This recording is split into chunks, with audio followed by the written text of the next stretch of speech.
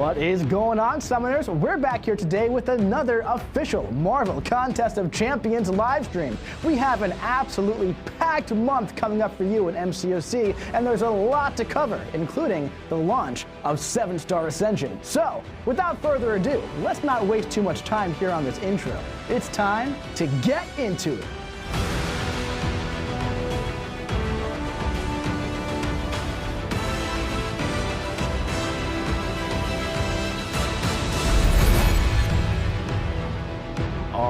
What is going on, Summoners? We are back here today with another official Marvel Contest of Champions live stream. I'm your host, Kabamasaurus Rex, aka Karate Mike. You can choose whichever one you want to go with there. And I am so excited to be sitting here with you for a very, very large live stream coming your way. We have some very important features to talk about today. I don't know if you guys know this, but we have a very, very important edition coming to Marvel Contest of Champions next month called 7-Star Ascension. And I know you guys have been just waiting for some info on this. Well, there's been some info, but you wanted even more info on this. And we're going to lay out the entire thing today. We have some fantastic guests and a packed and loaded show waiting for you guys. So, we're going to get into it today, but before we do, we just have one rule here on the official live stream. What is that rule, Finn? Roll the clip. All you got to do is just be nice. I'm going to make a little deal with all of you today, okay? If you're nice to me, I'll be nice to you, and I'll also give you some Twitch drops as well. We got some loaded Twitch drops ready for you guys, and it's going to be nice and exciting to earn some rewards while you're watching the show. So, let's start getting into it today. We are live on Twitch and also on YouTube, and we cannot wait to be here with all of you. So we do have some announcements today for the February 27th live stream. That Tooth and Claw saga, it's almost done. The February events, they are ending soon, so make sure you jump in there and get through all the content you want to get through. 7-Star Ascension's launching soon as well. Lots to cover there today. We have 2 guests talking about that today. Last call for that 7-Star Kitty Pryde double track, and a new Stellar Forge champion chase. That's starting soon. Stay tuned. We'll find out all about that today as well. We also have 10 champion tune-ups launching next month. You already know what they are, but we'll talk about those a little bit more later on. Now, everyone at home, I want you to buckle up because this is a really large stream. There are over 110 slides for this stream, so make sure you count along with me as we go through it. We're going to have a fun time. If you're discovering Marvel Contest of Champions for the first time, watching on Twitch or on YouTube, thank you for joining us. Why don't you download the game and play along with us? We'll all have a good time. If you've been here every single stream, welcome back. We love having you. All right, so Twitch drops. If you haven't linked up your account to your Twitch drops yet, make sure you do that. Go on into the settings and make sure you connect. Hit that Twitch connection button right there so you can earn some rewards simply by watching this live stream. We also have some giveaways. You all know about our giveaways by now. You got to go to playcontestofchampions.com/stream giveaway for your chance to win 1 of 5 Titan Crystals and 1 of 5 7-Star Champion Choice Selectors between the new champions for March, Pixie and Madeline Pryor. Really excited to talk about those champions later today, by the way. They are both absolute bangers. So, with all that being said, I think it's time to start getting into the show here. So, it is the last month of the Tooth and Claw saga. Oh, look at that beautiful, beautiful artwork. Beautiful screen cap here from the motion comic for Tooth and Claw, directed by our very own Kabam Vincent, doing just such a phenomenal job with the story around the battle realm in the contest. There he is. Say hi, give a wave, buddy. There he is. Look at that beautiful face. Look at all those beautiful faces over there. Speaking of Kabam Vincent, he's doing a fantastic job with the story in the event quest. So if you want to know what's going on in the contest, it's time to roar into the Savage Lands, my friends, because this saga has seen Savage Lands move to New York City. We've seen Central Park be completely reshaped, and now Lower New Manhattan has opened a rift to mystical madness. But hopefully, the new arrival to the contest, Pixie, can slow the creep of goblin-possessed minions working for the Red Queen herself, Madeline Pryor. Now, I don't know about you, but I'm excited to see what powers will be unleashed upon the contest and all of its champions as this new adventure unfolds. Make sure you jump into the EQ this month so you can learn all about what's going down for the final month of this saga. Speaking of the event quest, we have some updates to the event quest coming in the coming months. Very excited to talk about that. That's probably going to be talked about on the next stream because there's so much going on in this one. But stay tuned. We got some exciting info for that coming your way very, very soon. All right, the saga overview here today. So listen, this is the third month of the saga. I don't think we have to read through this list every time, right? We all know what happened the past 2 months. We kind of know what's coming this month. We have some more surprises, but this saga is locked and loaded, man. And we got a nice month to round it out. But speaking of rounding things out, we got that saga chase for Tuned Up Toad. That's right. Now, this is either 7-star Toad. Also, there's a 6-star Toad if you're not at that progression level to get that 7-star yet. 6-star Toad was just tuned up alongside 7-star Toad, so he'll be a nice addition to your roster. So make sure you complete that daily super event every single day so you can add that slimy little guy to your crew of mutant champions. One little pro tip for you guys as well. You're probably about like a little more than halfway through. We have a larger month coming up next month with a lot of daily super events, so you're probably a little bit more than halfway through for Toad. Once you get that 7-star Toad, keep in mind, he is going to be in the 7-star Ascension base pool, so you might want to consider saving a Mutant Awakening gem. If you have one of those, use it on somebody else, see if you can dupe him naturally. On the other side, if you already have 7-star Toad, or if you get him from the 7-star Ascension pool before you get this, same thing with the Awakening Gem there. Just keep that in mind. You have that opportunity there. Kitty Pryde, speaking of mutants, speaking of 7-star mutants, that double track for Kitty Pryde, that's ending soon. So you got about 1 more month to pick up 7-star Kitty, and if you're interested in 6-star Kitty or 5-star Kitty, she'll be in the arena in the middle of March, along with those Valiant crystals as well. Crystals in arena in the middle of March for Kitty Pryde. All right, let's talk a little bit about some side quests that are ending soon. On March 4th, the Squad Builder Lunar New Year event is ending, so if you want that chance for that first appearance, 7-star gold pool, make sure you jump in, celebrate some Year of the Horse action. Did anybody in the chat get that 7-star gold pool?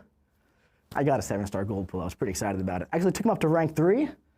Kind of regret it, not gonna lie. Trophy champion, fun to have. Never going to use him, but great synergy with Nick Fury, by the way. So that's really cool, and he's cool to have, so that's pretty fun.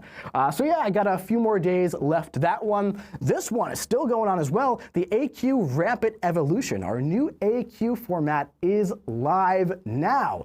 So this one has been receiving rave reviews all around the contest. I love to see it. I love to see that you guys are enjoying AQ. That's super fun to me. There's been some very interesting feedback towards this. I've seen weird feedback, like, I wish the defenders had more health. I wish there were more fights. I wish there was more paths, because I didn't want to be backup, and I'm backup in my alliance.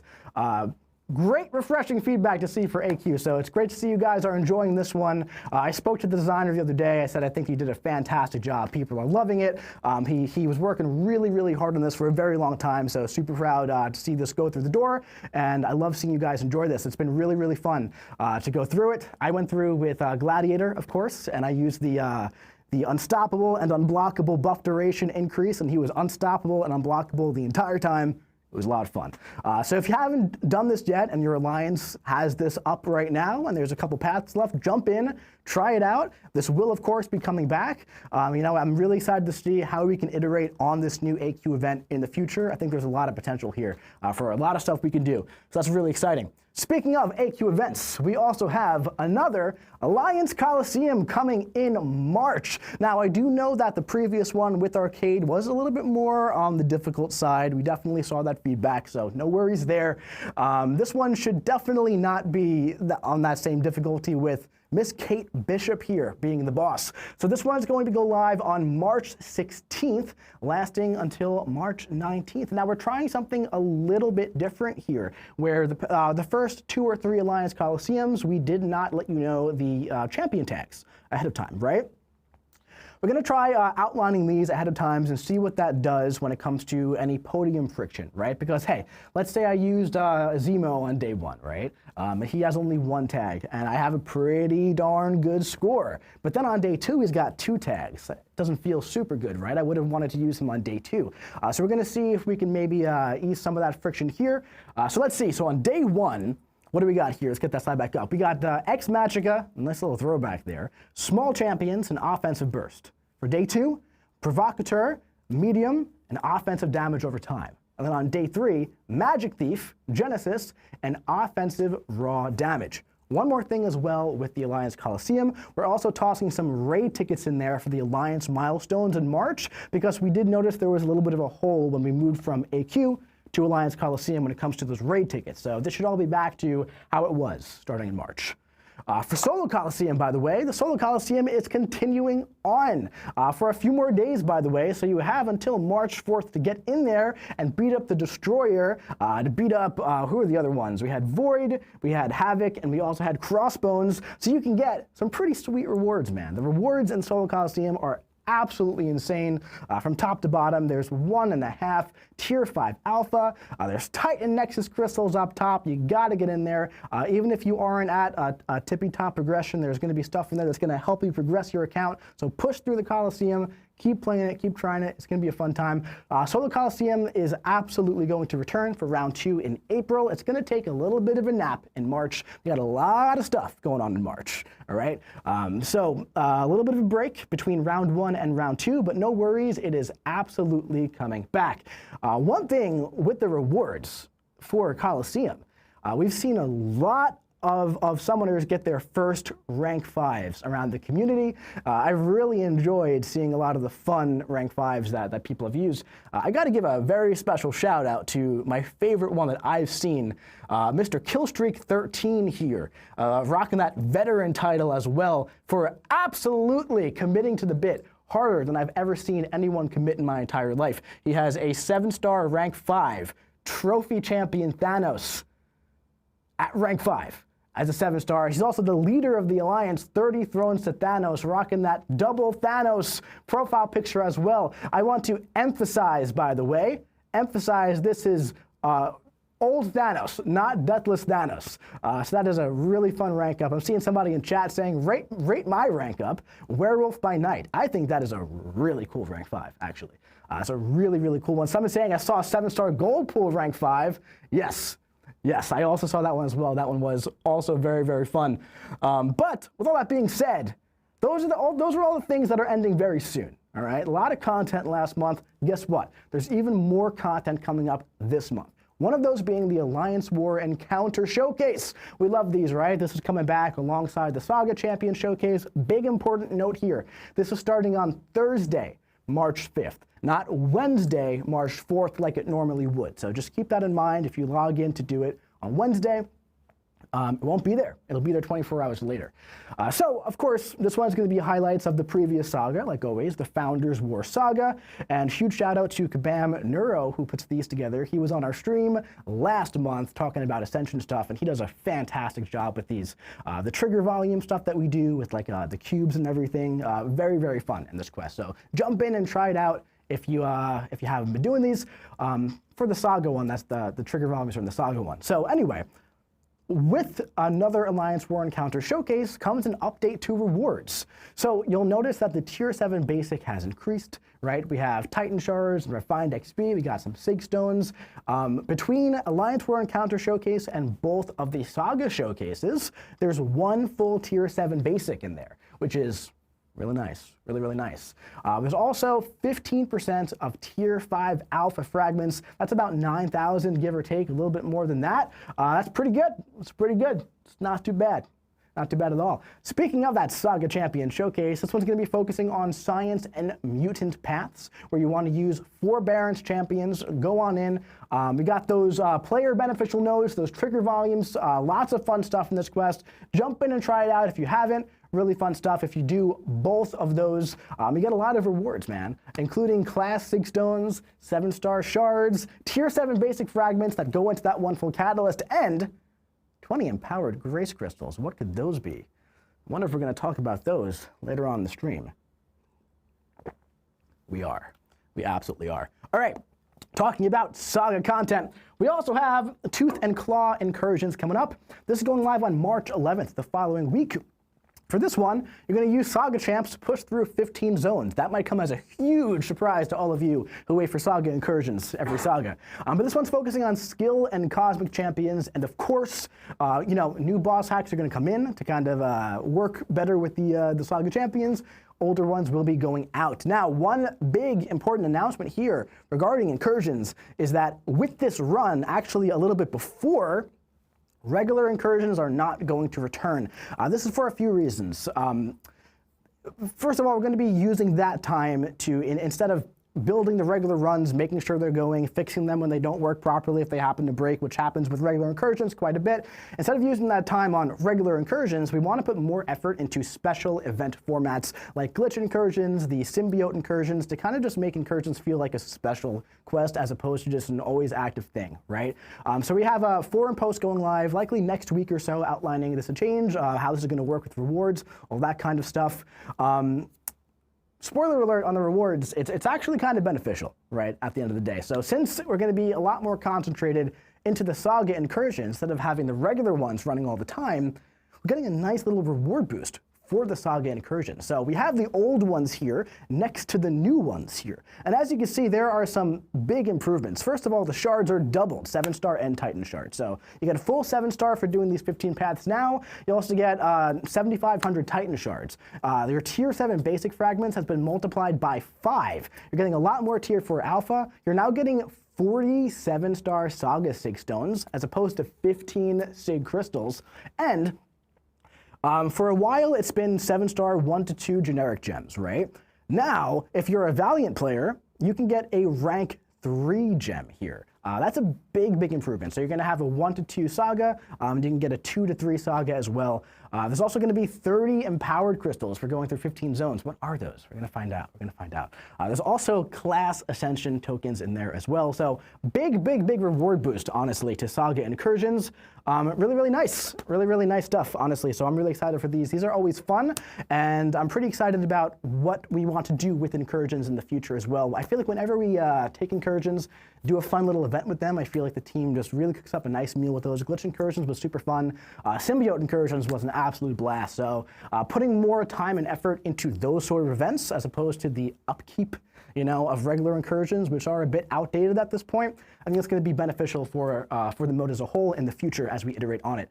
Speaking of things that are going away, this one I'm a little emotional about because I always enjoyed this content, but back issues are being removed. These are going to be deprecated from the game on April 8th. These are the variants number 1 through 8. This is probably not going to be relevant to 99% of the people watching this right now. They're like, oh yeah, I did that quest 5 years ago, right? But just a little heads up that if you do want to complete these before they're gone, you have about 40 days to go through and play. The rewards in there are not going to be super relevant to your account unless you're progressing through. If you are still, middle progression, there might be some rank 5 gems for 5 stars in there that you might like. But there's a few reasons why we're removing this. For starters, it's just going to reduce some bloat in the game, which is going to be beneficial, all the way around.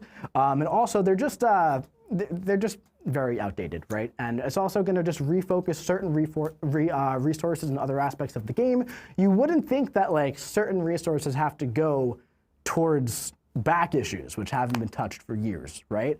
But they do. When we like update a champion, for example, we have to go in, update back issues, make sure everything is all cleaned up there, and we can be using that time for much more important things, much more relevant to the player bases as well, right? So it is possible that we see different versions of this sort of content in the future. I would definitely love to see some more stuff like this, but right now, the current ones, they're outdated, and they also are starting to disrupt the core progression experience for newer players as well, because that's how outdated the rewards and the content are. So we'll have to see where we go with that in the future. But you got 40 days if you want to complete those for some fun. All right, speaking of some side events for March, we have Gwenpool's Gal Pal Guidebook launching on March 11th, and this one is to celebrate International Women's Day. So this is a really fun one because Gwenpool simply just wants to show off how strong and cool all her friends are, which I think is great, all right? So this is going to be celebrating our we're going to be collaborating with our female community members in Marvel Contest of Champions around Battle Realm. So the way this is going to be worked is that summoners are granted a 2-star version of female champions that they chose, and we're going to have some quests tailored specifically to highlight those champions. You're going to enter the quest, you're going to do the fights, and then you're going to get the rewards. Now, this is also really fun as well. I actually found this out yesterday, that Gwenpool will be teaching you how to use the champions in the dialogue, which I think is really fun. So make sure you read through the dialogue on this one. I'm excited to see what she says and how she guides you through it. I think that's really, really fun. Really cool stuff. Complete milestones for special titles and rewards as well, including some beautiful profile pictures celebrating the women of the contest. So huge shout out to all of the lovely ladies who make the Battle Realm just such a wonderful place to live in and earn these profile pictures that are designed by the art team, and we collaborated with our women content creators and also some women on our staff as well. And the art team, as always, say it with me, chat, they don't miss, because look at these beautiful, beautiful profile pictures. And if you complete the content, there might be another special profile picture from Cat Murdoch as well, which you're going to love. It's one of my favorites. It's really, really cool. We're going to save that one for a little surprise in-game, though. So get in there and make sure you see it. It's going to be really fun. Someone's saying thank you for the Psylocke picture. Yeah, it's a nice one. They're all really, really cool. I don't even know which one my favorite is. The Yelena one catches my eye. I like that one a lot. But they're all beautiful. They're all absolutely fantastic. Really, really great stuff. Look at that. Look at that. All right. All right, talking about some other stuff going on as well. So when it comes to Battlegrounds, right, we feel like the formats for Battlegrounds have been a little stale for a little while now. So we're going to be experimenting with some new formats over the next coming seasons. Now, the first one for Season 36, this went live with the current preseason. By the way, my bad for not letting you guys know that on the last live stream. That's on me. I should have totally told you about that ahead of time. Slipped right off my radar, so apologies on that one. But for Season 36, we are experimenting with an update to the deck size and the amount of bands. So if you don't know, there's 40 champions in your deck right now, and also 5 bans. There's also going to be an increased number of rerolls per match. So that format update is live for the next 2.5 to 3 weeks, give or take. I forget when exactly Battlegrounds Season 36 ends, but this one's live until the end of this season. Then we're rolling back to 30 and 3. For Season 37, for preseason only here, we're going to be trying out a new node called Saga Control. And what we want to do with this is see if we can kind of shape the meta on defense utilizing nodes, right? So how this is going to work, essentially, all non-Saga champions on defense only take 5% of their health per second as direct damage, right? So basically how this works is, like, let's say if you put Enchantress on defense, if she's not a Saga champion, she's going to die. You can still use her on attack, right? So if you have someone who's more of a double threat, like let's say Onslaught, for example, right? If you put Onslaught on defense, he will die. However, you can still finish the fight in 5 seconds with Onslaught on attack, right? So we want to see what this does when it comes to the meta. We're going to run this in the preseason. We really, really want to hear feedback on this after it goes live. I do ask that, you know, jump in there during the preseason, try it out, actually get some hands-on experience here to actually give some feedback on it. Based on how this goes, we might toss it into the Gladiator circuit for Season 38 if it does well. If it doesn't, then we won't. But that's why we're testing things out. When it comes to Season 38, we're going to be going with an experimental format for this season only as well. What we're going to be doing here is we're not going to be giving points for attacker health remaining. There's a few reasons why we're trying this one. We're just, again, experimenting with the mode. It's been stale for a very, very long time, right? So we're going to be trying that out. Experimenting might be, you know, a bad word, right? For example, because it's not so much an experiment. We're updating the format for a season, and we're going to see if it's something that we like to bring back in the future, right? At the end of the day, this is going to be giving a larger focus in Season 38 towards the speed of the fights, right? So those Battlegrounds nukes are probably going to have a lot more value in Season 38. There are some nodes to accompany this as well, where there's it's like some biohazard, hazard shift type of metas, right? So it should open up the attacker pool as well. Again, let us know what you think. Always interested to read all that constructive criticism there. All right, speaking of things that are coming very, very soon, launching on March 9th, we finally have Essentia coming to the game. So this is the consolidation of engagement-based currencies. We've been talking about this one for a very, very long time, since Radiance launched about 11 months ago, give or take. We said if Radiance goes well, we want to do the same thing with our engagement-based currencies too. Well, Radiance went pretty well, I would say, right? Everyone seems to love Radiance. Radiance is great. So now we're doing this with our new currency called Essentia. So at launch, this is going to take Glory, Battlegrounds tokens, and artifacts. They're going to be combined into Essentia. Now don't worry, we're not going to take your stuff and just auto-convert it. What we're going to do here is we're going to put up a little trade-in bundle in the store to exchange old currency. If you have a lot of old currency, a lot of Glory, Battlegrounds, tokens, artifacts, all that stuff, right? You can then trade it in for Essentia. Essentia has a cap of 100,000. It is a fixed cap. It's not unlimited, of course, right? So that seems low, right? But of course, it's all relative at the end of the day. It could be 600,000, and then things would be more expensive. It's all tuned, you know, accordingly there. The way this is going to work is that we want it to have a similar purchase power to existing currencies, to that AQ Glory store, to the Battleground store, to all of that, right? However, at the same time, this is an update, right? So we feel like engaged players, they're going to earn more Essentia, more of these resources than they currently can, and also buy more valuable resources as a whole. And this is very important. Unlike Radiance, unlike the Glory store, there's no cost curve as you continue to purchase more things from the Essentia store. So if you buy, I don't know, some tier 2 alpha is a very bad example. If you buy some tier 7 basic fragments, right, for however much Essentia the first bundle is, the second bundle is going to be the same cost, okay? So yeah, we have a dev diary out on all things Essentia that went live last week. Go check it out if you would like, but that's going live March 9th, and we're pretty excited for it. With that, we're also going to do a pretty large overhaul to the Mysterium store, and it's actually going to get less valuable as a whole, intentionally, right? Because what we want to do here is we want there to be less important things that you have to track all the time. So right now, the way Mysterium works is you do your side quest, you get your Mysterium, then you go to the store and you trade it in for all these bundles. So that's a little convoluted at the end of the day. What we're going to do here is we're going to take those rewards that's currently in the Mysterium store, we're going to take them and push them into the side quest. So now you just kind of get them from the side quest rewards, so you don't have to go through the extra step.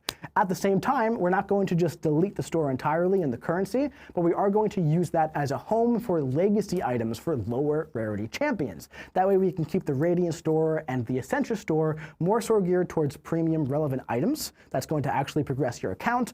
But if you're a collector and you like to rank up your lower tier champions, there's going to be a store where you can go in and get those items. At the same time, this is where like Saga Champion, Chase Champion bundles are going to live as well. So that's why Mysterium is still going to stay. But at the end of the day, if you're looking for where are my valuable resources, you're going to have engagement currency and competitive currency. And Radiant and Essentia are going to be at the top there, with Radiant still being a bit more premium, right? This full swap is happening in April. However, the old and new store will be present in March to ease the transition, and then all of the side quest rewards will be updated in April as well. So we said that Radiant should be a little bit more premium than Essentia and, of course, Mysterium, right? So that means it's time for an update. So March 11th, 2 days later, we're also updating the Mysterium store as well. So this is going to be nice. It's going to be nice, right? Some new items in there, reduced prices on many top items too. Some examples, tier 7 basic catalyst, for example, is going to be dropping from 100,000 down to 80,000 Radiance, which is nice. 6 stones dropping down by a bit as well. If you buy all of those, that's going to be a nice reduction in the cost. Tier 6 class catalyst, we're actually doubling the amount of catalyst that you get and also reducing the price. So if you had some trouble with tier 6 class catalysts around like banquet time, for example, we saw that a lot. That's double as much. Double as much. New items as well. Tier 5 alpha catalyst fragments. Not too much tier 5 alpha in there. About 6,300 fragments per cycle. Those are still super new, super rare. But we are also adding some 7-star relic materials as well. 40 innate stones, and also the first time you can get those tier 2 celestial alloy fragments from a store. You can get them in Coliseum, and they were in Banquet and everything. But now they're going to live in the Radiant store as well. Also, Limbo tokens. Starting on March 11th, there's going to be some Limbo tokens in the Radiant store, which is super duper exciting. Also, I don't know if you guys know this, but Thor Ragnarok, he was the winner. And we have a very, very special guest here to talk about Thor Ragnarok and also all things happening with Twitch drops as well. Welcome back to the live stream, one of my best buds in the world, Kabam Dork, also known as Dorky Diggity Dave. What is going on, my friend? Thank you. It's been quite a long time since I've been back, and we're going to talk about the Thor Ragnarok that you're going to get. We talked about that at Summoners Fest. We talked about it again at a previous live stream because I don't remember when I came here last. And we're going to talk about, it's been a few months. It's been a few months. It's all right. I've been hard at work for the massive amounts of people that were asking where I've been. Just kidding. I'm just here to talk about the Twitch drops that are up and coming. So let's go ahead and toss that up because I know we've got a lot of stuff to talk about here coming soon. Really quick clarification. Thor Ragnarok is not coming next month, right? Twitch drops. New Twitch drops are coming next month. Yeah. Just want to say. But he does drop the hammer. He does. Don't say that. That's right. But he doesn't. He's not going to have one this time. Definitely don't say that. It's a different one. I don't know. It's a different thing. Let's talk about those Twitch drops. Anyway, all right. Let's go ahead. Let's toss that up on the screen. And so the Twitch drops. I've been working with the team on this. It's been a long time coming. There's a lot of stuff that you got to put together to make this happen. But we are going to completely overhaul. It's a new schedule, updated rewards, and everything. You've already kind of gotten a piece of how we've been doing this over the last few months. We've been experimenting with a lot of different formats. The one thing that I know you all loved so much was 12 hours straight of Twitch drops. But I'm sorry I'm taking that away because I like taking things away that people like. Okay, just kidding. All right, so moving on, we're gonna have a new chase item called Observance. Have you ever felt like somebody was watching you? Yeah. Yeah. I have actually. Yeah, it's a musical experience. Anyway, yeah, so good, so good. It rocks. Well, all right. I'm sorry, he's just staring at me. All right, so it's going to be, it's still, huh? All right, we're going to flip the mic. You know what? I'm just going to go like this, and I'm going to do. That works. I am going to do straight up influencer style here, because I used to once do that. All right, so. Sorry. Okay, we have Observance. Observance is going to be a new chase item. It's going to be used to get an exclusive 7-star Thor Ragnarok. You're going to earn that through drop milestones throughout each month, right? So just like you do with our Twitch drops, this is just going to be another item that you can collect and go into a store and pick up your Thor Ragnarok. But not only that, once you've gotten him once, you can get him multiple times in the year if you want. But I think you're going to want the Ascension a little bit more, and that's going to be available after your first claim. And then we've got the final tuning going on right now. We're just kind of like finalizing some things in terms of rewards and how they work. One big thing here, though, is that they are going to be gated rewards. So you're going to want to make sure that you are progressing as much as possible. That's right, I'm looking right in the camera. You go ahead and you make that progression happen. You do that, because we have some more things to talk about on that later on as well. Now, this streams right now. This streams. Well, you know what? It is kind of streams because there's going to be others after this, but not ours. Yeah, it's open to all streamers right now. MCOC content creators, streamers, regular streamers. It's all open right now. You'll notice that there's additional rewards here. We just want to give you guys a little bit of a taste of kind of the things that we're trying to do here. But by the end of the whole track, for a total of about 3 hours, I believe, you're going to get 2 7-stars. So that's pretty nuts right there. So that's for today, right? That's for today. Did that make it in? We made it in with the all the 7-star stars? I would hope so, because I definitely tried. I think we did. We did. Yeah. There was a time yesterday where we maybe had to pivot. Yeah, we are all good. We are all good. This is not babbling nonsense. This is letting you know that you have rewards and how all of this stuff is going to work moving forward. So if that is babble, then I will babble on continuously. I'm sorry. You know, I can't help it. Okay, now. Additional Twitch drops are going to be open for the rest of the month, so it's going to kind of follow this new structure that we did over the last month. So we're going to open them up week by week, so you'll be able to go and watch your favorite content creators, watch new content creators, discover new content creators, all that good stuff. It's going to be amazing. So watch for announcements on additional rewards after this first track. As a reminder, after this live stream, even if you don't get all the rewards, you can just go watch anybody to finish up the track, right? So you don't have to watch this entire thing to completion in order to get to the last milestone. Watch anybody after the stream. Okay, moving on. All right, so we're going to have two main tracks moving forward. There's the new sagas. So like today is the end of this, well, not the end, but the end of the month, essentially. We're going to start a new saga coming soon in April, and that's going to be a new track. That's where we're going to introduce this. After that, you're going to have standard month, like this month is, to the current Tooth and Claw saga. So two different tracks. You're going to have to wait to see what the standard months look like. No more 12-hour drops, but they're going to be split into 4 weeks, like I mentioned. And the official live stream exclusive drops for live viewers. Now, right now, all of you people right now, we're about, 20K, 18 to 20K right now. All of you made time to come 24K. How about that? How about it?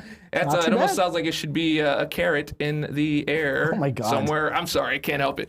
Okay, so you guys are all here watching this live. We appreciate it. We love it. And we want to reward you because you make time every single month to be here live and interact with us. So there's going to be exclusive Twitch drops for all live viewers moving forward. And if you show up, that's fantastic. But fear not, if you can't make it, we're still going to have the week 1 Twitch drops that activate immediately after the live stream, so there's going to be plenty of stuff there for you. But we just wanted to add a little bit extra for live viewers. Thank you very, very much. So weeks 1 and 3 of the month are going to be open to all content creators, whether you are in the content creator program or you're just wanting to get into the content creator program or you just like streaming MCOC on your own. So there's going to be something for you. On weeks 2 and 4, they're going to be our content creator program exclusive drops. So come and discover our content creators, see what they're all about, and we've got a pretty great track there for them. And so go ahead and support your favorite CCP content creator for Marvel Contests of Champions. All right. Now, some featured rewards. Again, these will be tuned to progression. You're definitely going to get observance. Which is I like that. That's a nice name. It's growing on me now, right? Yeah, it's good. Yeah, good. It's good stuff. All right, 7-star rank up gems and sig stones are going to be available. Exalted crystals and other crystals, lots of stuff in there. Awakening gem crystal shards and empowered crystals. What was that again? I think we're about to find out. Are we going to find out? Actually. Empowered crystals are in there, and I'm sure not a lot though. So yeah. I feel like there's going to be a nice amount across the contest. Yeah, it's is, good. I'm so glad that they're in there. I was like so generous. You can put those in there, really? Well, let's do it. All right. And that is all I have for the future of Twitch drops. It was fantastic to be here and, Dude, we love having you here, man. You know, Dave Works does a lot of work for all you guys behind the scenes, nonstop. You know, I mean, I work with Dave every day. We work all hours of the day, way too much, both of us, honestly, if we're being entirely honest. It's a little much. But he does a lot. He does so much for you guys behind the scenes, and you know, we always got your best interest here, and we're always looking out for you guys. We love you guys at the end of the day. You know, we've both been in this community for a very long time. We don't plan to be out of this community for as long as it exists. I hope not. I hope not. Yeah. You know what I mean? So just always sending our love right to you guys. And yeah, it's always great having you back on the stream, man. Yep. And just a reminder, exclusive Twitch drops for live viewers. So plenty notice for next month. For April, it's going to be starting there. So if you like watching us live, if you're watching this on a replay and you want to get some of those rewards, jump on in. There's going to be extra observance in there. So just kind of throwing that out there. And we'll see you guys live on the next one. At least I will, or I'll be watching. You'll be watching. I'll be watching. Be here for the next one. Yeah. Then you won't have to wonder why. Why does it feel like it? Yeah. That's fine. It's all right. It's so good. Anyway. I like that song. Yeah. Thank you so much to Kabam Dork for joining us and breaking down all the upcoming Twitch drops that he's been working so very hard to make possible for all you guys. I'm very excited for that. Speaking of one thing that I'm also very excited for, before you go, Dave, let me know, are you excited for the launch of 7-Star Ascension? Oh, absolutely. I like how you said, like, for Mysterium, you're like, yeah, if you're a collector of sorts, yeah, that's an interesting word that you used, collector. Yeah? Yeah. Why is that? I don't know. It's just, since we're all here as part of the whole collective of this room, I'm just saying it's kind of cool. That's right. That's right. Anyway, point is, 7-Star Ascension is launching very, very soon, and we're going to learn all about that today, and we have actually 2 guests for Ascension. But before we do that, we have a little video we're going to watch breaking down the entire thing, and then we're going to break it down step by step, so don't you worry. Let's start getting into it. What is going on, Summoners? In case you haven't heard, Ascension's back, but this time it's bigger and better than ever. Today, we're diving deep into 7-Star Ascension. Unlike lower rarities, 7-Star Ascension does more than simply increase your attack and health. It also increases your challenge rating, prestige, and unlocks a new gameplay mechanic called ISO Burst. All of this increasing your champion's power even further. ISO Burst is pretty simple. Throughout the fight, your might bar will increase on its own, and once it reaches the maximum threshold, ISO Burst will activate automatically, giving your champions a burst of extra attack. Well, that's great, but how do we make this happen? For starters, only certain 7-star champions will be enabled for Ascension, with more added in various ways over time. And from certain crystals, such as the new Empowered crystals, ascendable champions will come in cluster drops. These grant not only the champion themselves, but also new materials needed to ascend your champions further. That's because there are multiple levels of 7-star Ascension. At launch, 2 of the 11 levels will be available. And if you pull an ascendable champion this way for the first time, they'll automatically be ascended right then and there. And get that sweet new ascended 7-star border. Class tokens and champion tokens will be needed to ascend your champions further, along with some primordial dust. And that's really all there is to it. 7-Star Ascension launches on March 5th, and to celebrate, we'll be giving away a greater Empowered crystal so you can get that first ascended champion right away. So, who are you hoping to ascend first? Let us know in the comments, and until next time, we'll see you in the Battle Realm.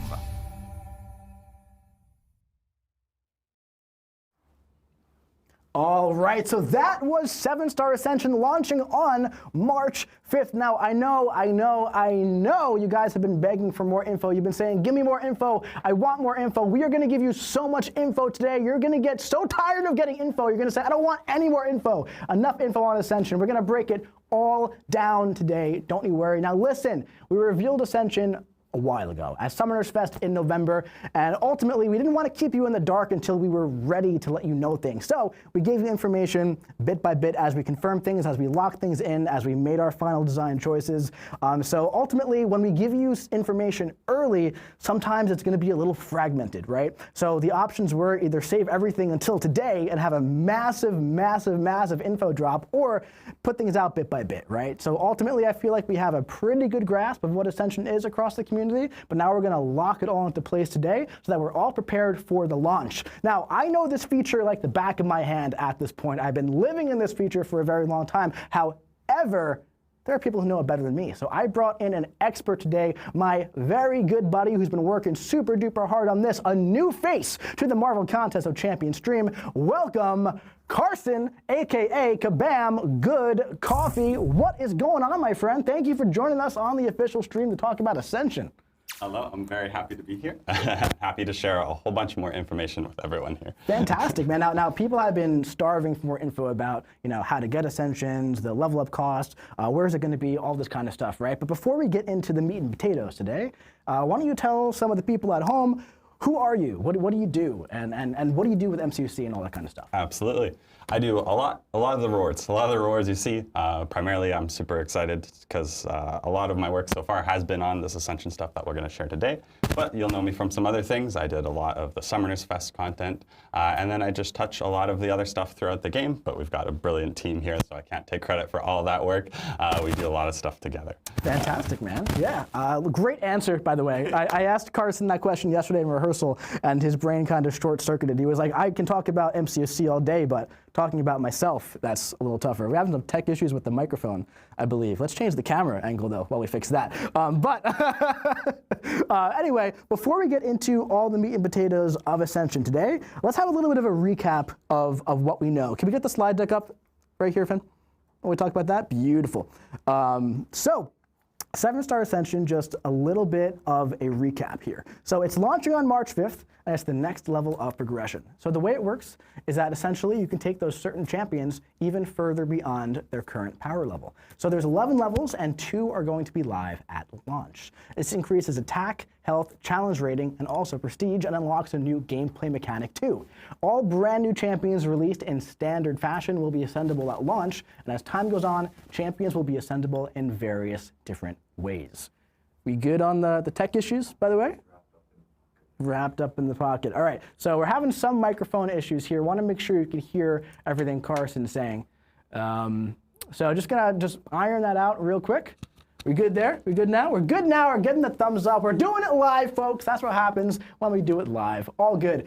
So another thing here is we're talking about retroactive rewards, right? So this is another one of your babies, Carson, right? You can pull that out a little more so you don't have to hold it. There we go. There we go. So that's a new thing. We have holding mics now here on the stream, but that's great, right? So retroactive rewards. This is another one of your babies, really. Yes. So walk us through RER, which is how we're going to refer to it. Retroactive economy rewards, what it is and why we do it. Absolutely. Yeah, this is something that started because all you guys in game are doing lots of really great things. And there's not always rewards or things for you that we feel serves up to the effort you're putting in at the time. So this is a way that we can start to plan things out and give you things early before the content is actually ready to land within your account. And yeah, this has been one of our sort of initial goes at this. So we appreciate you all learning along the way and giving us our feedback on the process. But we're super excited about how this one's going so far. Yeah, absolutely. And we actually have different forms of RER that are going to be paying out over the next few weeks. And we actually had some that started paying out as well, right? So let's start talking a little bit more about those super duper shards. So the first wave of RER went out actually a few days ago, right? You might have seen those super duper shards that went live into your mailbox. That's going to be going towards the super duper Ascension box going live next week with the launch of Ascension. You good? Oh, okay, we're good. What?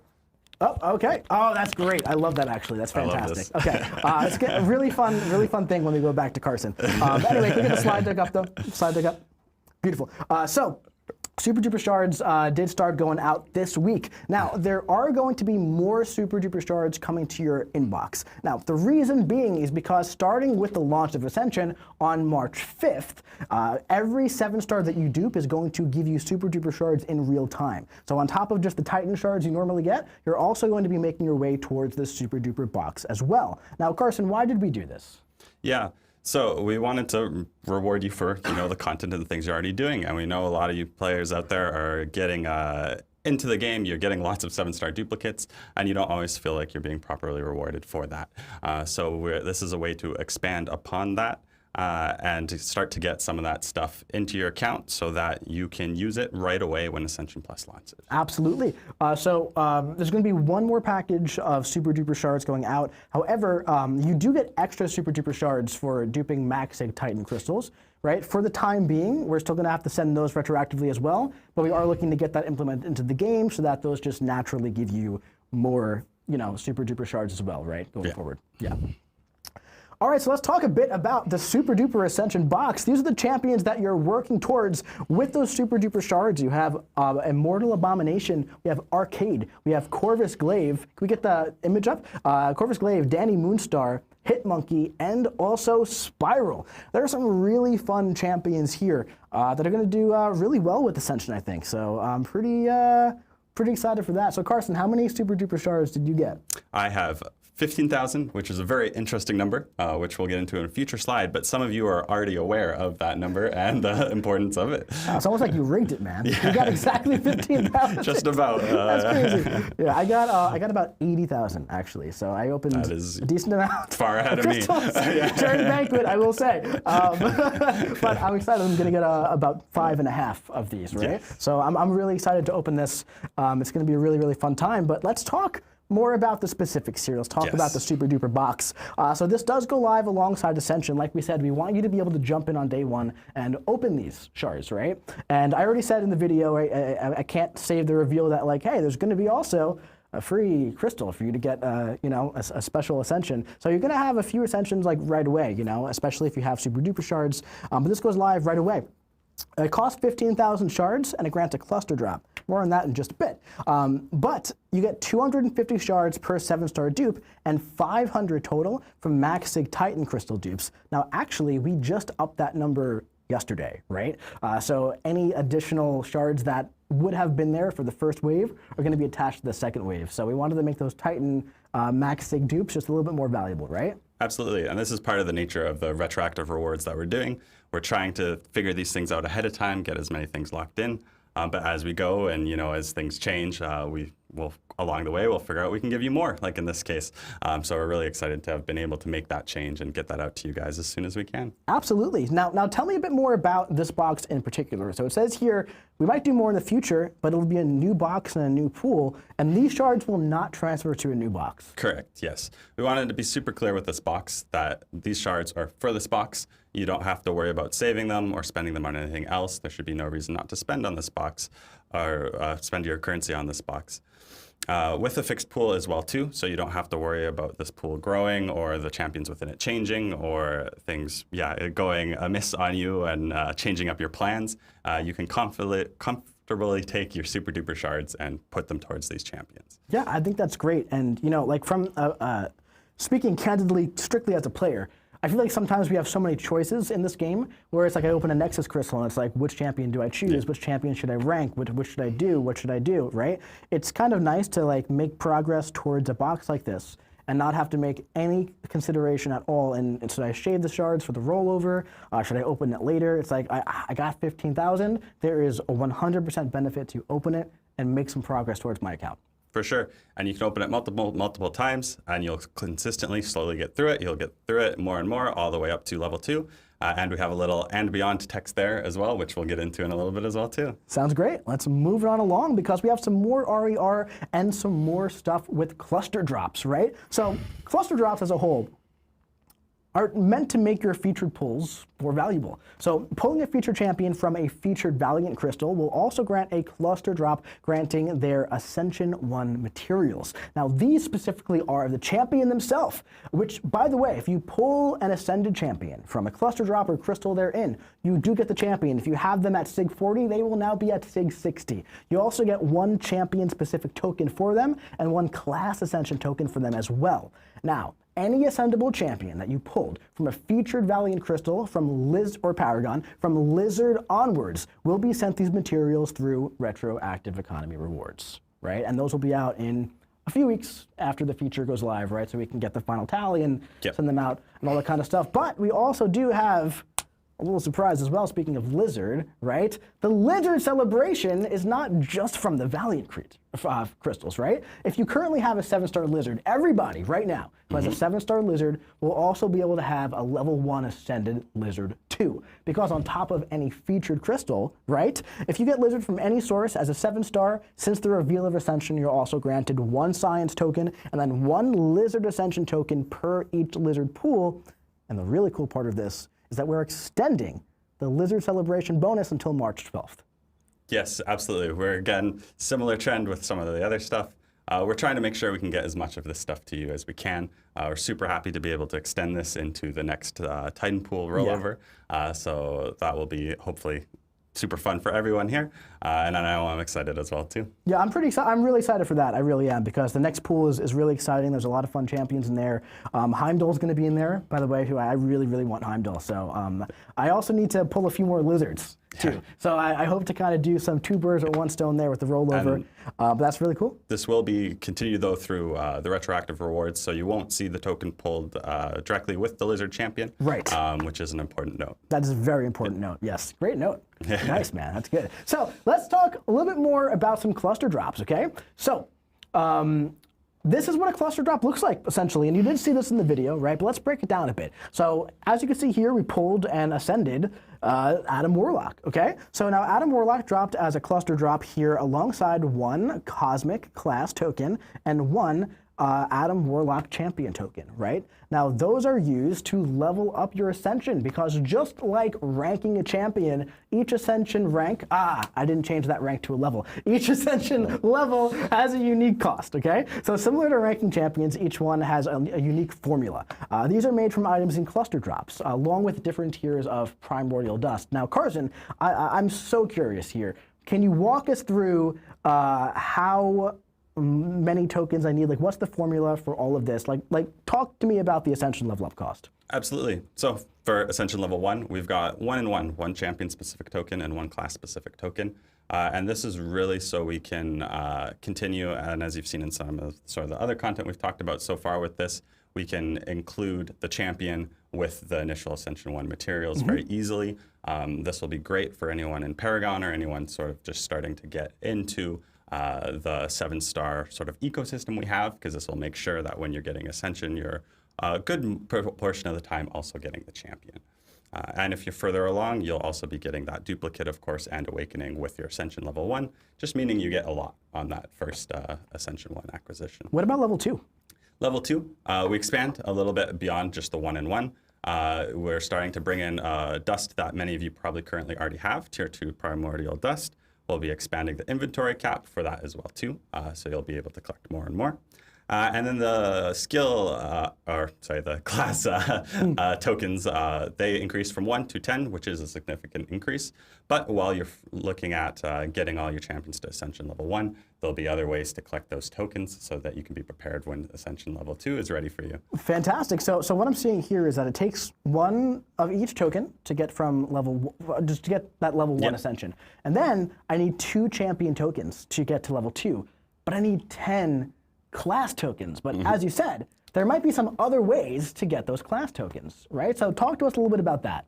Yeah, for sure. This is another item that you'll be able to find throughout within the game. You'll be rewarded it. You'll see it within content.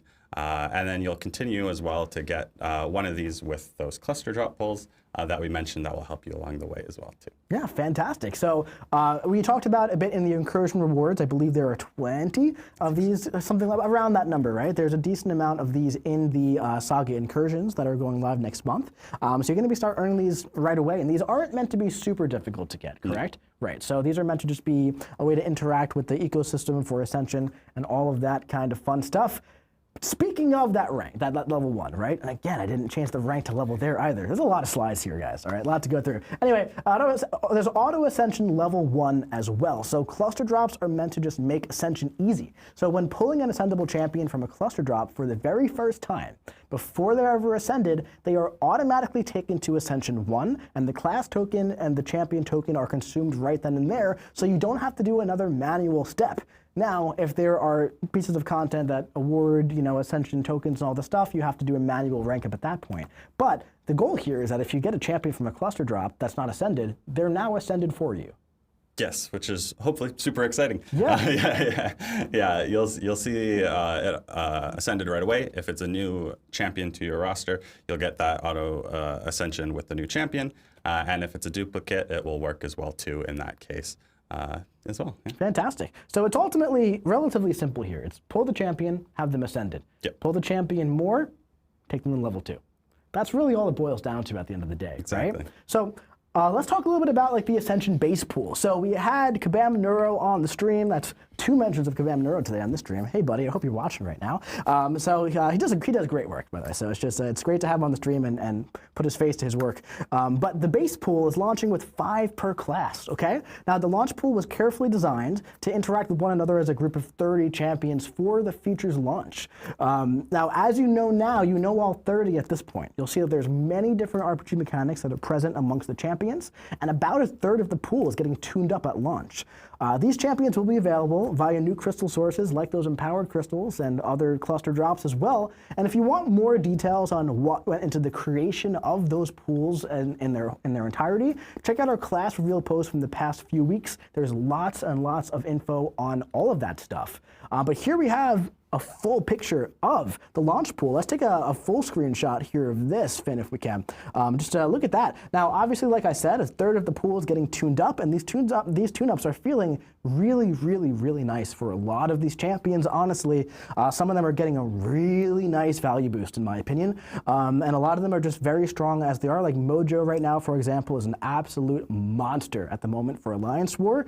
If you get him ascended for next season, oh boy, he's going to be absolutely ridiculous. I would love to pull that one. But yeah, so it's a really, really nice pool, honestly, I think. So I'm excited for this to go live. So let's talk about base pool updates, because I find this very interesting. This is a bit different from how we've done things in the past, right? So the launch pool, or the base pool, as we would usually know it of Ascension, it does not grow, unlike the 6-star and 7-star base pool, right? Talk to me a little bit about that. For sure. Yeah, this is something new we're trying.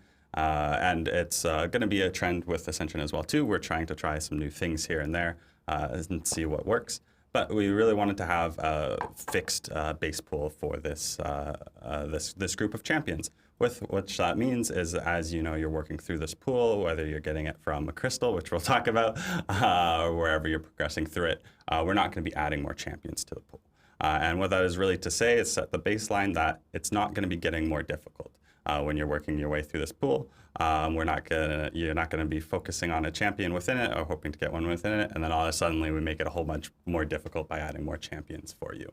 That is to set the base, and then as we go, there'll be plenty of new ways to access the champions from this pool and work your way through it. Sounds good.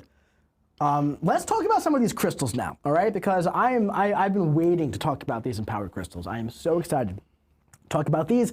These are launching alongside Ascension, and first of all, and most importantly, they look absolutely gorgeous. They look so good. They look so good, right?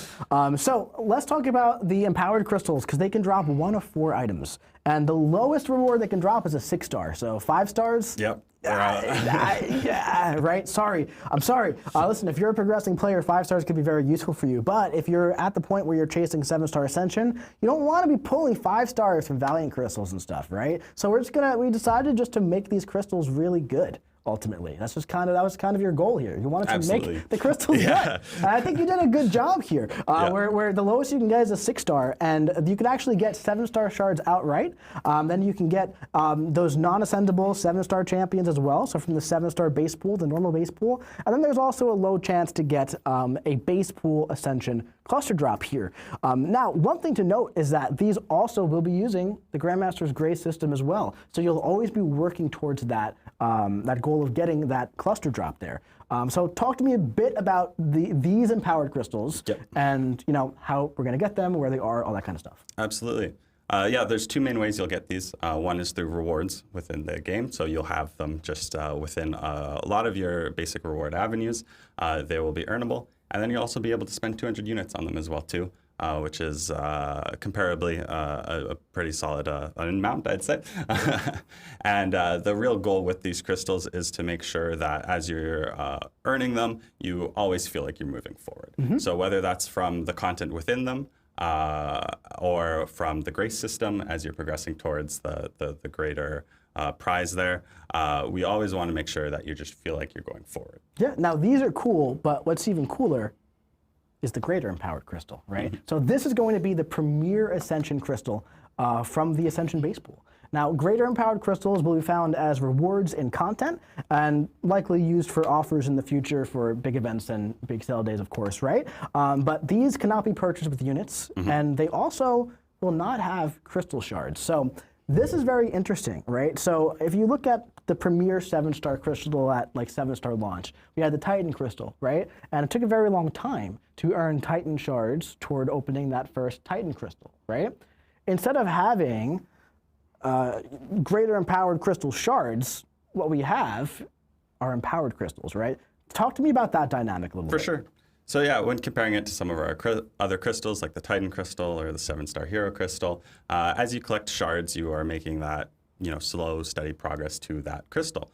Where we wanted to change things up a bit is we still wanted to give you that slow, steady progress through the grace system of the empowered crystal, but now along the way, you're getting additional rewards. Right. You're getting rewards, you're moving forward at every crystal we give you, and you're you have that additional chance at a really sweet reward as well, even just on one regular empowered crystal. That's right. And I think a very important piece of information here is that when Cavalier went live, way before your time, Act 6.1, Cavalier crystals launched, right? There was no gray system, and there was a chance to get like 6 stars, and like you could get them for 200 units, and they were exciting at the time. Then same thing with Paragon crystals, same thing with Valiant crystals. But ultimately, they weren't really given out as rewards too often in content. Here and there, sure, right? Here and there, they're thrown as bonuses for stuff. But the goal with empowered crystals is to use them as a reward source a lot more than we ever have in the past. And I think that's very important. And right away. And right away. Especially with the free one right off day one. Fantastic. Absolutely, yeah. So let's talk a bit about brand new champions, right? So Ascension for like new release champions, as we know, every new champion added through a standard release, through Valiant crystals, those are going to be ascendable, right? So Ascension for new champions will be exclusive to their featured hero Valiant crystals to start off, but those champions and their Ascension materials will be available again to earn some form in the future, likely in 2027, but no exact details to share at this time. Can you talk to me a bit about that? For sure, yeah. We want to bring some of the focus and the excitement to our brand new release champions when they release. So we're putting some focus on this crystal, but we know it's not always a blast to open. So we're also planning some changes around this crystal as well, too. Absolutely. Those featured Valiant crystals are getting a very nice update as well, alongside Ascension, going live with the first new Ascension champion that's not RER, right? Pixie. These are getting a makeover, right? So on top of the featured champion and the Grace Timer being a cluster drop, talk to me about these increases right here. Absolutely. And yeah, a great note is that the Ascension materials will also be granted from the Grace Timer of the featured champion pool as well. So you don't just have to rely on the chance for that. And then in addition, we're doubling the drop of the 7 stars, just the regular 7 stars within this. And that's sort of part of a greater theme that you'll see here as we go through this, that we're, in general, making 7 stars more acquirable, and we'll be getting more players within that 7-star ecosystem so they can start to play around and enjoy Ascension as well, too. Then we've got 1% on the Ascended base pool, so that will be your cluster drop from the base pool. So you'll be progressing towards that pool as well, not just from the empowered crystals, but also from this one now too. And then we've also got a bit more of a chance just to get an empowered crystal as well from this. And that, again, will be that theme of just making sure you feel like you're progressing forward. You'll be progressing towards the grace on that. You'll be always going forward is really the goal. Right. So what I'm kind of seeing here is that 7 stars are going to become a lot more common, right, in the game through the empowered crystals that are given out for rewards, right, through content, and also Valiant crystals getting an update here. One thing to note is that brand new champions, while their Ascension is not going to be readily available right away, they are still entering the Titan pool as a 7-star, just as normal, right? So you're probably going to be earning a lot more Titan shards. So those new champions are probably going to be a lot easier to get as 7 stars in the future as well. Now, what progression levels can purchase these featured Valiant crystals, Carson? So these will be Paragon Plus. Paragon Plus! I just saw somebody in the chat just yelling justice for Paragon. So there you go. Justice is had. There you go. Justice is had. Absolutely. So let's talk really quick also about non-standard releases, right? So we're going to break this down and boil this down just very, very simple here into 2 different groups, all right? Standard releases, brand new champions that are added as a completely new character through featured Valiant crystals. And then we're just going to say chase champions for anything that's different from that, right? So unlike the base pool and new featured releases, there's not going to be a cookie-cutter release strategy for those sort of chase champion Ascension acquisition. For example, we may release a champion like, Kitty is a great example here, and we feel like she, powerful enough without Ascension, she does not need that launch, and she can still be released into the 7-star ecosystem without her Ascension being immediately available. And that's not to say those chase champions will never have Ascension, of course, but just not right at launch. Each one will be handled in their own way. For sure. Yeah, we want to leave this open so that for these other champions that come, we can do lots of fun things with them. We can try different things. Some of them will be easier, some of them may be more difficult, some right away, some a bit later. We're just really trying to leave it open so we can do lots of fun stuff. Makes sense, man. So let's talk about how the economy is going to look in 2026. Looking specifically at Paragon Plus here. Yeah, absolutely. So one thing of note here is that with all of this talk of, there'll be more 7 stars and that sort of will be changing, we do want to make a note that for the rank 5 rollout, like that is going to continue to progress as normal. There's no planned changes to that at this time. But yeah, as I just mentioned, you're going to see this increased acquisition of 7-star champions, both through some increased ways to earn them, as well as the bundling of Ascension with the champion as well. And on average, you can expect roughly as a baseline, 1.5 ascendable base pool champions to be earned via standard rewards each month. And that is to set the base. There will be more ways on top of that, which we'll even get into one very shortly here as well, too. Yeah, and that's just for standard rewards. That's like side quest, EQ, incursion, saga, all that kind of stuff, right? Yeah, Whoa. collectives. Collectives are coming. Now, listen, this stream is already, wow, super long. We got a lot more to do today. So we're not going to dive into collectives today. They are coming, though. And collectives is kind of made to work complementary with Ascension, plus 7-star Ascension. Talk to me a bit about this. For sure. This is mostly just to give you guys an example of what we're talking about. As you know, the game evolves, we're going to be tying Ascension into more and more things. We've already got planned on our up and coming here that when collectives comes, we're going to be rewarding more and more of these Ascension-related things, and you'll be able to see more and more ways to get them. Yeah, I'm definitely excited for that. So stay tuned for more info on collectives, probably next stream, and definitely a very deeper dive the following one as well.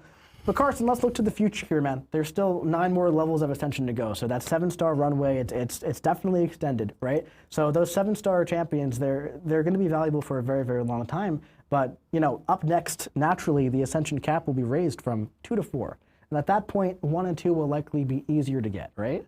Yep, we plan to go in sets of 2. No exact set timeline for that. But as we progress and we increase more levels, there'll be new and increased ways to get the earlier levels. And you'll see that increase for your already ascendable champions you have as well too. You will have to be careful though and watch for the champion-specific tokens and make sure you're getting enough of those, because if some champions may be restricted in those, that is something that you need to make sure, you're just getting enough of. Right.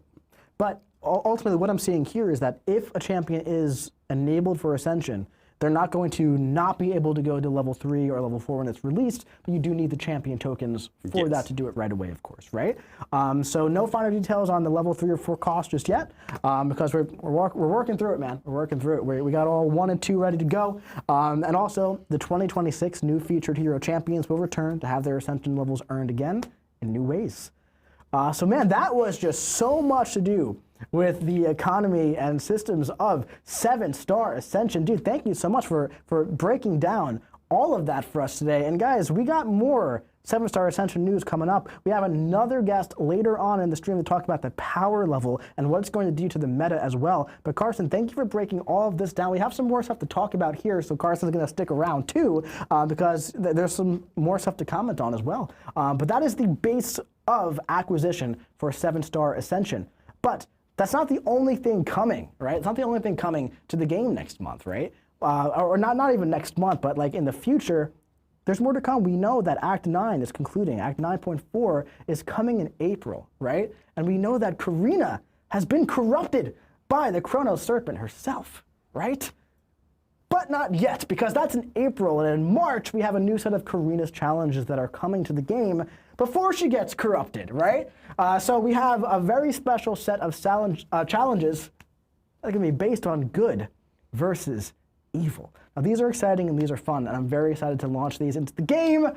Starting on March 11th, the next set of Karina's challenges are going live. Now, this is going to be using heroes and villains in different quests, right? Of course, Karina's challenges typically revisits older quests. So we have the Grandmaster's Gauntlet, the Ordeal. We have the Abyss as a big throwback there. And then we have a bit of a tougher one than Abyss, the Epic of Pain Gauntlet. Now that's a new quest right there that's going to be taking all of the bosses from the Epoch of Pain, putting them into a gauntlet where you have to do all of the bosses in a row. So these are going to be releasing 1 per week starting on March 11th. This is the order they are released in if you do want to plan. It's going to have 2 crystal pools, hero and villain. It's a rather large crystal pool. You probably have most champions you want to use ranked up already, but if there's some that you want to target for some of these things, you have a very long time to prepare for this, right? I think that is pretty cool. let's talk about what the reward. Someone's saying thanks, Carson, by the way. Oh, that's great. So let's talk about the rewards, because the rewards are pretty juicy here, man. The Brave will be rewarded. It's a really nice reward spread. If you complete all 6 of these challenges, you're going to earn a 4 to 5 rank up gem crystal, right? Along with other valuable rewards, including greater empowered crystals, which we now know about, tier 5 alpha catalyst, 3 to 4 rank up gems, multiple, and a selector with powerful heroes and villains. That's pretty fun. Also, if you do this, you can ascend Maestro, right? We talked about, hey, some of those chase champions might be tougher to ascend, might be this, might be that, right? Well, listen, Maestro's Ascension, at least level 1 and 2, will be living here. If you complete 4 of the 6 challenges, you can earn level 1 Ascension for Maestro. And if you complete all 6, you can have your Maestro up to level 2. Now listen, if you want your Maestro to be a little shiny as well, you might want to get through this kind of quickly, because if you're done with this before May 13th, which is a really long time from now, actually, but that's 1 month after the 6th challenge releases, you can get a first appearance 7-star Maestro. So in my opinion, there's a really nice grace timer on getting this Maestro. So you have a very long time. So get in there. It's going to be the only time to ever get that first appearance Maestro, which is pretty cool, which is pretty cool. Also, semi-related, you want to ascend Star-Lord 2? Well, guess what? You can, because launching on March 25th, which is the same time as the Hero Abyss Challenge, if you defeat the Abyss of Legends Quake with Stellar Forge Star-Lord, you can earn his level 1 Ascension materials and also unlock his Awakened ability if you didn't use an Awakening Gem in the past on him, right? But yeah, that's pretty darn exciting. Yeah, and this is a great example as well, too, as how sometimes Ascension might come later for champions, where the initial acquisition was before. So we're leaving it flexible. Well, just because a champion didn't initially come with its Ascension doesn't mean it won't come in the future. Yeah, sounds great, man. So obviously we have the Grandmaster's Gauntlet. You might have to face the nameless collector up there again. Can we get that slide back up, Finn? Yeah, beautiful. So if you do all this, if you complete Act 9.4, a little bit of a spoiler for rewards there, you might have, 3 rank 5 7-star champions, and that's pretty cool. That's all this is saying, right? Right? Or actually, no, that's not true. Because if you complete Act 9.4 and you have 3 rank 5 7-star champions, possibly a little overdue, you will get the next progression level, which is the Elder progression level. You will be an Elder. You can be an Elder in under 2 months. Finally, the next title past Valiant is here. And that's pretty exciting. So yeah, I'm pretty excited for the new progression level. It's going to be going live. A lot of people saying, yay, finally, yes, finally, yes. Very important note here, there's no have Ascension type of thing requirements for this, right?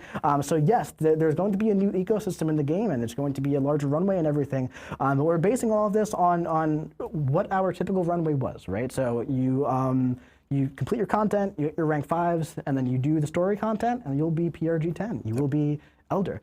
Very important distinction here as well. There is absolutely 1,000,000% a free-to-play path to progression level 10, pretty much on day 1, I believe. It's probably going to be a week or so after, because there's a lot of content to do on day 1. But a lot of players got their first rank 5 from Solo Coliseum and other events. We have more Solo Coliseum coming in April. There is a 4 to 5 Gem Arenas challenges, and there's also going to be, of course, a rank 5 equivalent in total of Act 9. So complete Act 9, do all the content, and you will be there. All right, so that was a lot of information, and guess what, guys? We have even more information as well, because yes, new things are coming to the game next month, but as always, we also have new champions as well. So before we jump into our champions, I want to give another thank you to my buddy Carson for jumping on, being such a fantastic guest. Thank you so much for joining us, man, and I'm sure we will see you again in the future. Happy to be here. Thanks, guys. All right. Now, man, this has been a long stream already, and so we're going to have to start rushing through things a little bit, but let's take a look at our first champion launching in next month for March. Let's do that Pixie deep dive. Pixie's attacker loop is all about casting your spells and building up to those big special attack payoffs. To begin, charge your heavy so you can evade and put the opponent to sleep, then heavy to cast your first 2 spells. Now that both of your early spells are on cooldown, build up your power and focus on your light attacks to reduce the cooldown. And any time that's up, you'll want to cast them again so you can keep gaining your Soul Wisps. Continue this process as you work toward your Special 3, and once there, it should still be on cooldown. So, launch your Special 2 to convert your Soul Wisps into passive prowess, and you can launch your Special 1 from that power efficiency. Then, watch the fireworks as your opponent starts to melt from your Neuroshock passives. Continue taking advantage of Pixie's prowess while stacking even more Neuroshocks with your Special 1, using light attacks to refresh the cooldown until the opponent is knocked out. And hey, remember, when Pixie is awakened, her Neuroshock doesn't just counter miss, she also prevents skill attackers from evading. So if you happen to come across any pesky skill defenders who like to disrupt your flow, don't worry, Pixie's full of heart and soul, and always has a plan. All right, so that was Pixie coming to the game, a beautiful creation by our very own Kabam Honeydew. And Pixie is a lot of fun. Let's first of all take a little look at this right here because she looks really cool, man. Yeah, I'm really excited about Pixie. Someone's saying another build-up champ. Honestly, not really. She's pretty speedy, dude. She is pretty speedy. So let's get the, yeah, there we go, beautiful. So listen, we are super behind on time today, so we can't do live gameplay for our champions this month, unfortunately, but I definitely want to talk a lot about Pixie here. So she's a very, very interesting champion, and she casts spells to activate certain abilities, right? So casting spells grants an item, a resource called Soul Wisps, okay? Keep that in mind for later. So her spells, they go on cooldown after use, but her light attacks reduce this cooldown. Her special attacks, they start on cooldown, but that's not as restrictive as it sounds, right? So essentially what you want to do is you want to use your heavy attack to counter evade, right? And then you're going to put the opponent to sleep. Then you want to go for your heavy attack, and you can reduce their shock and bleed potencies by minus 90% after the heavy attack, and that's going to be 2 spells right there, okay? You want to build up to your Special 2, and you're going to get a nice power reserve on that Special 2, and since it then will go on cooldown, you can launch that Special 1 over and over and over, place those Neuroshocks. 1 light ending combo is going to be enough to reduce the cooldown to launch another Special 1 right away, and the damage on the Neuroshocks scales with special damage as well. So Pixie is looking like a really, really fun champion. I'm very excited for her to get into the game. She's really, really cool. She's got a lot of utility, and she's got a lot of damage as well. I think she's bringing a lot of really fun stuff to the game. I'd love to do some live gameplay on her, but we are, oh my God, we're already an hour and a half into the stream. So I'm gonna have to throw this one over to our content creators in the CCP. Go and check out all of our wonderful creators because they're gonna be putting out a lot of Pixie content. I'm putting that request out to you guys. You gotta do my job for me because you gotta cover me, man. I can't do it. I can't do it today. There's just no time. But yeah, so obviously go check out all of our fantastic creators. We have some people who put out consistent content on our new champions every month, and they put out some really fantastic stuff. Pixie's a really fun addition to the game, and I cannot wait to see what she does. Also, look at this beautiful artwork right here. A little update to that Tooth and Claw saga art as well. We have Madeline and also Pixie coming through that portal right there, which is so cool. Speaking of Madeline, oh, not yet. Well, we'll go over that next. But let's take a look at Madeline Pryor as well, who is the other champion coming next month. Madeline Pryor has Goblin Horde pre-fights she can expend before entering a fight. If you need a nullify at the start of the fight, you can opt for the Crib Swap pre-fight. Not only does this provide a form of buff control, that cruelty also gives you an additional buff to hinder so you can stack up even more degen damage. And to begin, strike the opponent to start building power. While working your way up to your Special 2, you can weave in attack punishes to place your misery buffs on the opponent. Once ready, launch your Special 2. And from here, you're gonna want to keep your opponent over the pit, focusing on baiting those heavy attacks and punishing them to stack your misery buffs. The hinder from the opponent being over the pit will reduce the potency of the misery buffs and any other buffs they trigger while it's active. This will result in some nice ticks of degen. Don't forget, time slows down when your opponent charges their heavy while they're hindered. So, you can immediately interrupt their heavy attack without having to dash back. That way, you can easily stack up that misery. And if you're struggling to get the opponent to launch those heavies, you can opt for the Goblin Instigators pre-fight to infuriate your opponents when they're standing over the pit, allowing you to have a much easier time getting your opponents to charge those heavies for you to punish. And also, if your opponent gains some pretty potent buffs, you can use those buffs against them. All you need to do is ensure they're hindered before triggering them to watch those massive degens melt them away. And hey, don't forget, if your opponent's power meter ever gets out of control, you can use your special 3 to power steal at their full power bars. That way, you can ensure that you stay in full control the entire time. Oh man, honestly guys, I gotta be honest, I'm actually like so upset I don't get to play with these champions right now because they're so much fun. But those videos really do a great job just outlining everything that, you know, how to use them and everything and really showing them off in a really nice way. But Madeline Pryor is an absolutely ridiculous champion coming as the second champion this month. Quick note, by the way, with the updates to the Valiant Crystals, we are moving the second champion release from Tuesday to Thursday. Not a major jump there, but just a heads up in case you have the schedule, you know, all internal and you go in expecting Madeline on that Tuesday. It's going to be Thursday and Thursday from now on. Just a heads up. But anyway, let's talk about Madeline Pryor because, oh my goodness gracious, this champion is wild, right? So she starts the fight with the force field, granting her different effects. Now, I did see some people saying like, whoa, does she have a Penny Parker shield?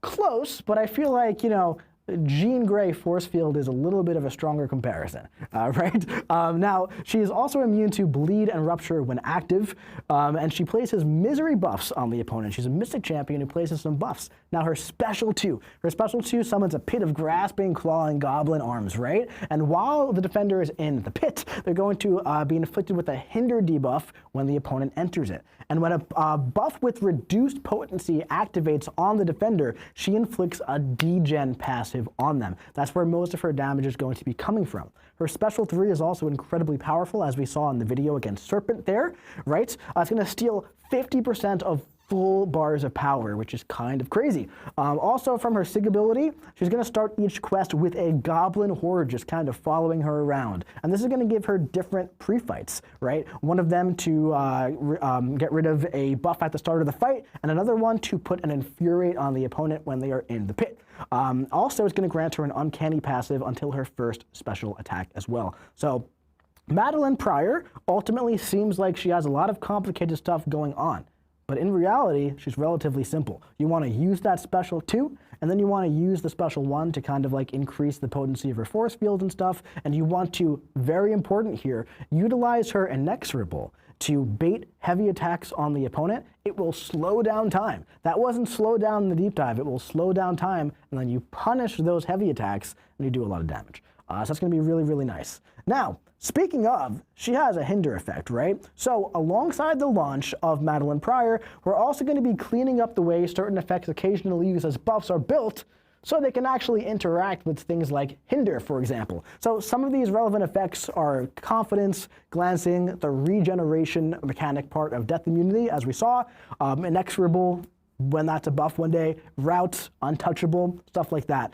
There's other effects as well, but much less common and relevant. For example, like Hunter Spider on Venom Pool. An example of what this will be like, for example, so Destroyer will be getting a nice boost from this as well. His 75% hinder debuff will now reduce Cersei's glancing buff's ability to glance.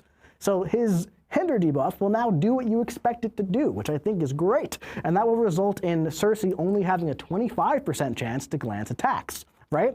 Now, really fun as well, this is also going to interact with Intensify, allowing them to be increased at the same time. So if you bring Gladiator with confidence, for example, into the Valiant EQ, where you get the Intensify buffs, all of his confidence is going to be juiced up. He's going to be doing even more damage, which is really, really, really fun stuff. So yeah, that's going to be a really nice update to go alongside her and also make Destroyer just feel that much nicer as well, who, by the way, is in that Ascension pool, which is really, really cool. And just look at the Goblin Queen, man. Oh my goodness gracious. I think she looks great. So yeah, both of those champions, I am really, really excited for both of those champions. Again, go check out our CCP creators for more Pixie content, for more Madeline Pryor content. They're going to do a fantastic job. Maybe I'll even make a video on them this month because I didn't get to play with them here. I want to play with that. I want to do some more. And enter our giveaway at playcontestofchampions.com/stream giveaway so you can win one of these two champions, and they're both really, really cool. Now, also, let's look at this real quick right here. Look at this. I love this artwork. We just got we got Stellar Forged Star-Lord and also Deathless King Groot. How about that? How about Stellar Forged Star-Lord? He's pretty cool, right? But I don't know. I think we need another Stellar Forged Chase. Don't you think? I don't know. What do you guys think in the chat? Who is this? Who do we think this is? Is that Deadpool? I see a katana over there. I see some swords going on. Who do you think? It looks like Deadpool, right? Well, it's going to be a Mystic champion this time around. It's not Deadpool.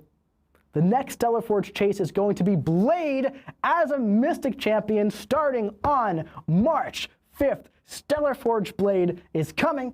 The chase is beginning, and Cosmic Champions, they better beware, because Isophena's got their mystical hands on this Damphir, and this variant has easy access to Atrophy, Degen, and a sense for danger that can make a god tremble. Now, the first piece is going to be available in this month's Alliance War Encounter Showcase on March 5th, so make sure you jump in. I am super excited about this upcoming champion. I think he's really cool and he looks incredible. I was actually talking to the designer of Stellar Forge Blade 2 days ago, and I was like, hey man, Blade's looking super cool, really, really awesome stuff. Is there anything that you think I should, really highlight, emphasize here on the stream, before closer to his release? And he said yes, all of his weapons are now gold, and I thought that was exceptionally important here to highlight. So that's really, really important, and he looks so cool, man. He looks really, really, really cool. In all seriousness, I was like the ISO infused parts of like his tattoos and everything, and I love the white and gold aesthetic there. He looks really, really cool. So yeah, that's launching soon, and the chase is starting really, really soon, and the kit is fun. I'm excited to go over the kit more. And we got some artwork here as well. Just looking good. Blade is coming back, man. He's making a comeback in 2026, which is pretty darn cool. Pretty darn cool. All right, also, we have to give just a really, really big shout out, by the way, to Skylight03, who apparently can see the future, who posted this in November. Please, Madeline Pryor in March with Pixie, since they are magic related, might also release that magic rework by that time. Now, Skylight, completely unrelated, I'm gonna need you to DM me next week's lottery numbers if you don't mind. You can actually do that right now while we watch the magic deep dive, because the rework is launching next month. Magic can be played in different ways to maximize her utility or damage surrounding her limbo buff. If you're fully focused on sustainability and buff control, when your opponent is in limbo, you'll want to use your heavy attack to place your buff deceleration passive to extend the uptime of your limbo buff. Slowing your limbo tick down allows you to maximize the uptime of your neutralize passive and can make for a strong safety net if you slip up and need to heal back the damage that you took. To maximize her damage, begin by striking your opponent and always keep an eye on your power. Immediately after gaining a bar, you'll want to launch your Special 1. This will trigger her buff acceleration and will get your degen passives rolling along. From here, continue striking the opponent to build up to your Special 2. And once you're ready, launch it to stack up those degens and watch the opponent start to melt. If your opponent is under a bar, you can immediately heavy charge after your Special 2 to slow down the expiration of your limbo, allowing you to pause your degens and melt your opponent even further.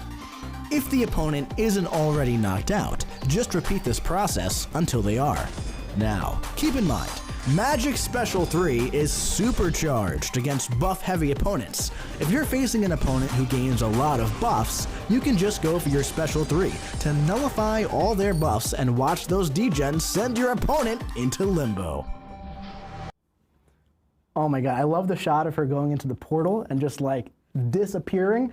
So Magic, the team has been cooking up a nice Magic rework to make her feel like a 2026 champion since 2025, right? So, man, we're definitely really excited about this. I know that you guys have been waiting for 7-star Magic and even 6-star Magic for a very, very long time now. And listen, I'm excited for this one, but I want to bring on a very, very special guest to talk about this Magic rework coming in pretty much like a rebuild, like Doctor Strange, Iron Man, kind of like how Cyclops, how he did those, coming in as pretty much a brand new champion here.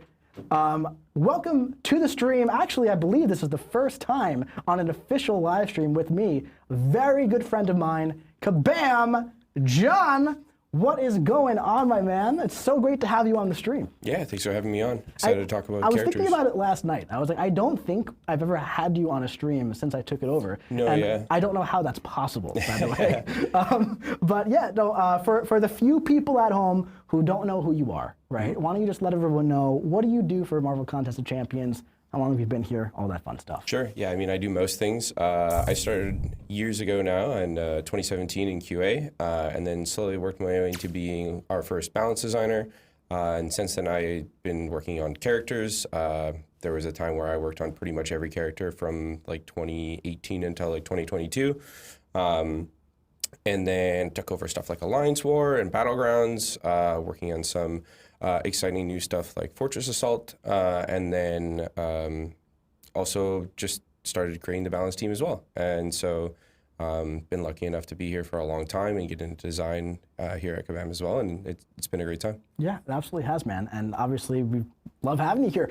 So now, one reason why I wanted to bring John here is because, I mean, listen, we've been working together for a very long time, and even before I worked here, when I was still a full-time content creator, we still kind of worked like side by side in different lanes. And Magic has been a champion who is, you know, kind of, you know, had that red tape around here for so long. There's been many different times of like, all right, should we release Magic? All right, we can't release her as is. Like, what should we do with her? So what I kind of want to talk about here is just like, how did we arrive at this version of Magic? Like, talk to me about the process of like what this is. Yeah, absolutely. I think, so Magic's been a fan favorite and also a personal favorite of a lot of players and individuals in the studio, myself as well. Like I was definitely just ripping her in old AW, just like bashing everything I can with the 5-star version.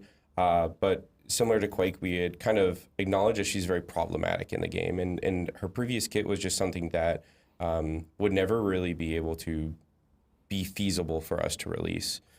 She just turns off too much content and in a way that kind of just makes it uninteractable. There's not really much of a challenge if you're allowed to use Magic. You kind of just are playing against like a punching bag because they just never do anything. You heavy them in the corner forever, you power lock them forever, but we still really love the character. And so in order to bring that loved character back, we decided that we needed to do a pretty big overhaul of her kit. And I think we've done a really great job where she really captures a lot of kind of that high skill chase that you used to have with old Magic, albeit a very different high skill chase compared to now. Yes.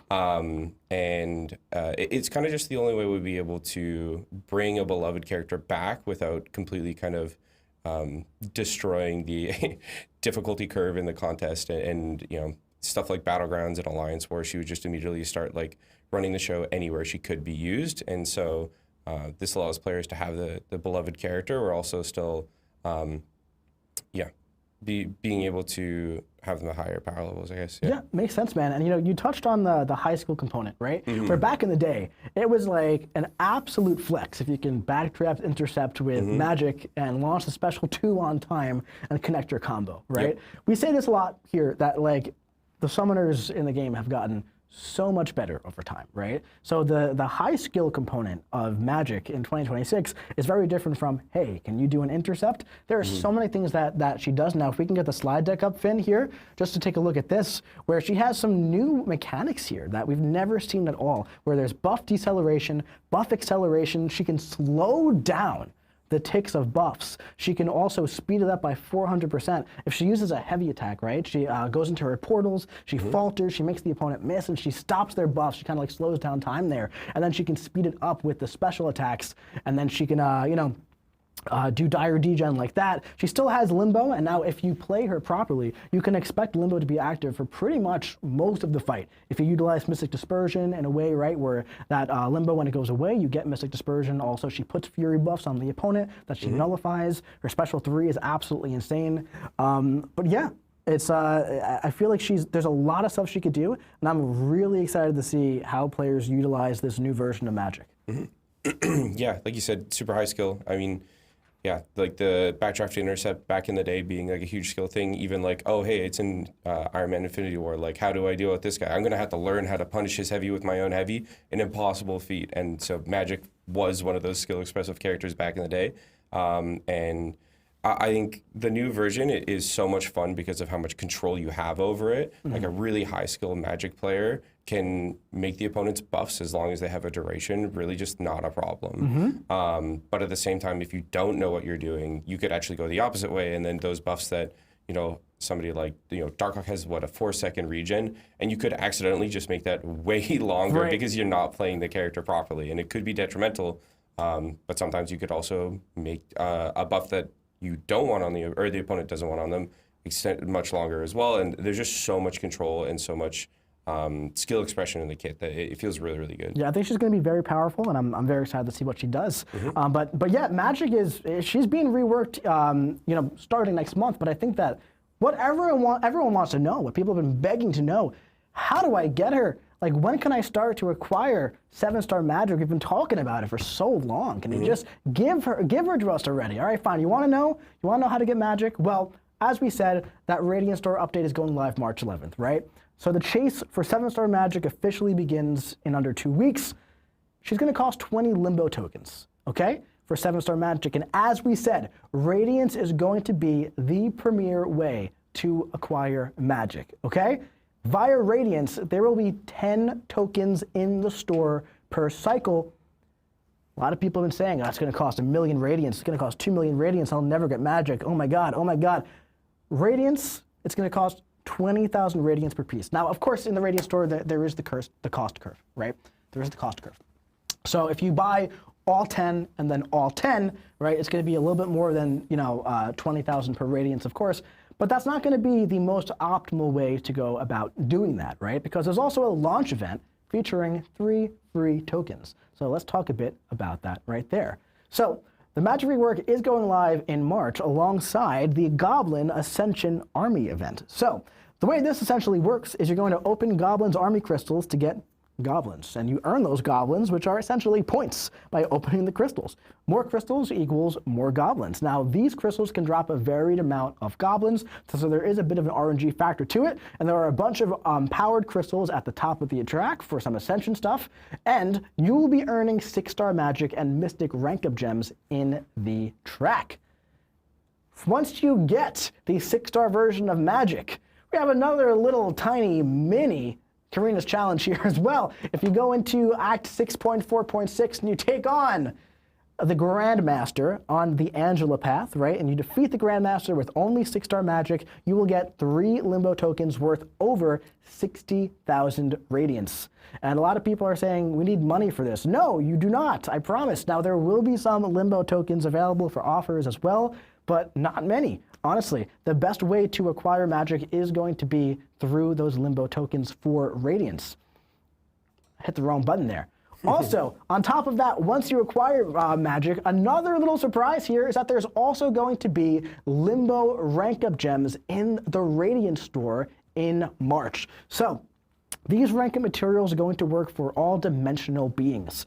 So there'll be additional bundles to use on Magic. So there's going to be one bundle at launch for 1 Awakening Gem and 199 Sig Stones for 8 Limbo tokens, and another bundle that will have rank 2, rank 3, and rank 4 rank-up gem bundles for 12 Limbo tokens. So once you acquire that Magic, there are still more Magic materials that you can chase with some Radiance as well, which I think is pretty exciting. And listen, if you get Magic and you want to awaken her right away and you use a Mystic Gem and all this kind of stuff, you can still acquire these items and you can use them on other dimensional beings. They were tuned appropriately so they're not used just for Magic, which I think is pretty darn exciting, man. So Magic is finally coming to the game next month. The rebuild for her animations look incredible. I think she's going to be a really fun addition to the contest. I'm excited for her to be at a usable rarity once again.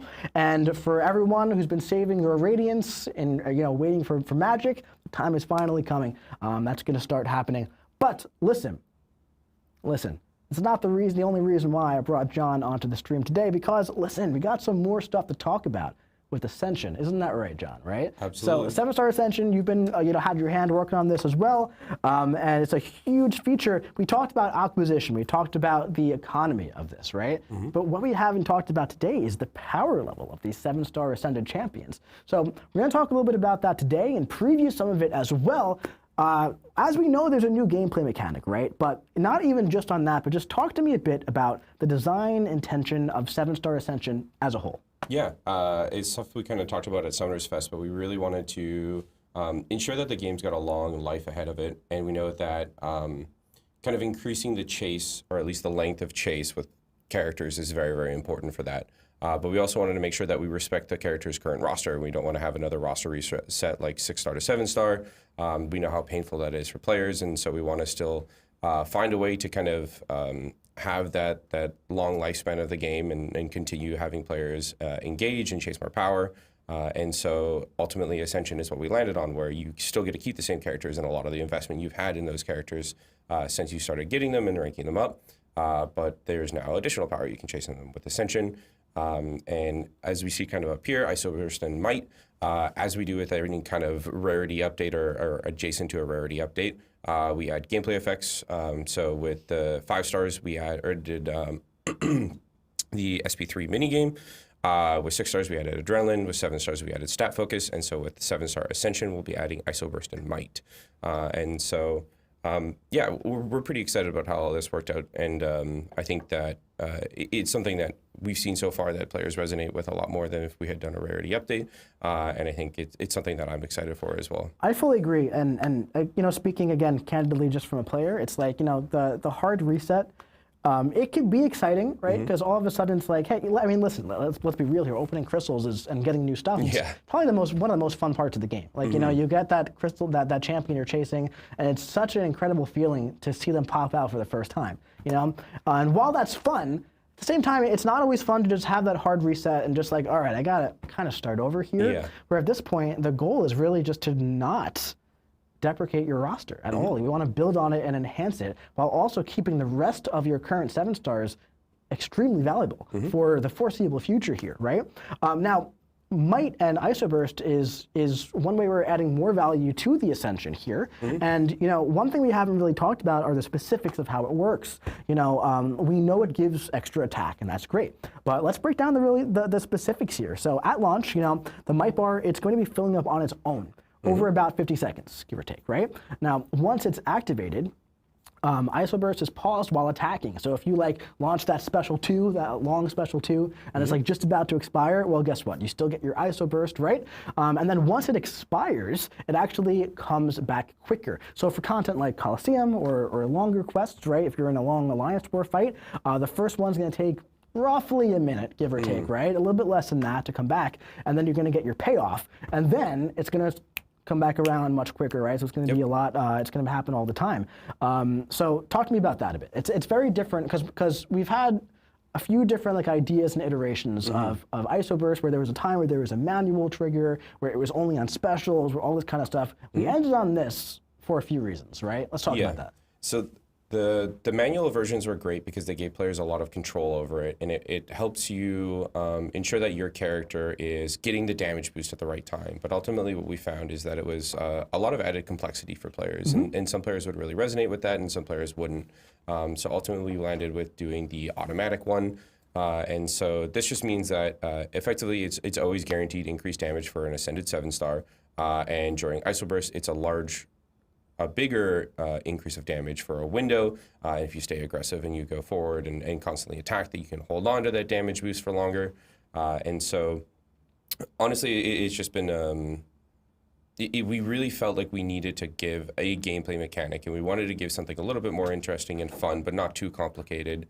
It could have been many other things, but we've also designed it in a way that it's quite open for future changes. We've talked about collectives before, and there's no reason we couldn't do something like, a collective that makes you deal more bleed damage during Iso Burst, or apply more bleeds, or gain extra precisions, or anything on those lines. Ultimately, it's designed as a fairly generic mechanic that we can hook into later, and that includes Might. We could have synergies or characters that gain might faster. So you gain Nodes iso burst as more well. often. Nodes as well, yeah. Yeah. Like we have Dauntless and Battlegrounds that gives us our strikers quicker. We could look at doing something like that with the might bar as well.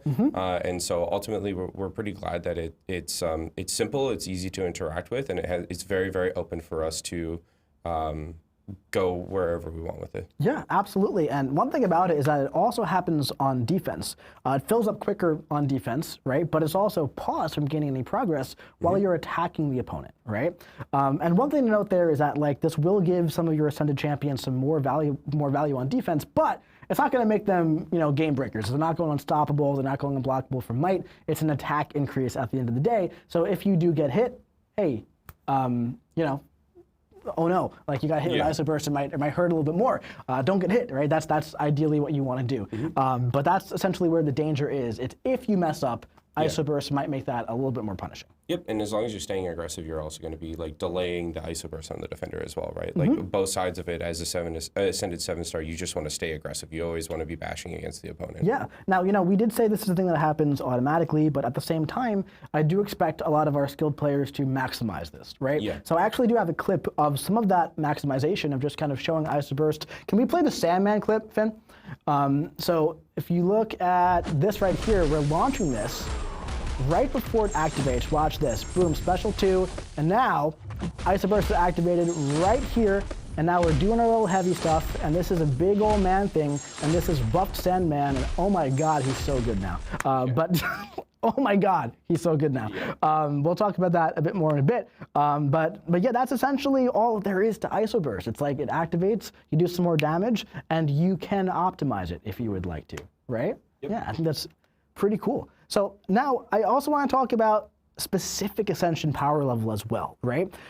So because here's the thing, I've seen some people be like, well, listen, if they're not ascended anymore, these champions, all unascendable champions are no longer good. That is so not the case at all, right? So the way that level 1 and 2 is working here is essentially combined. The first 2 levels of Ascension will each grant slightly less than 1 typical rank of a champion. Slightly less than 1, right?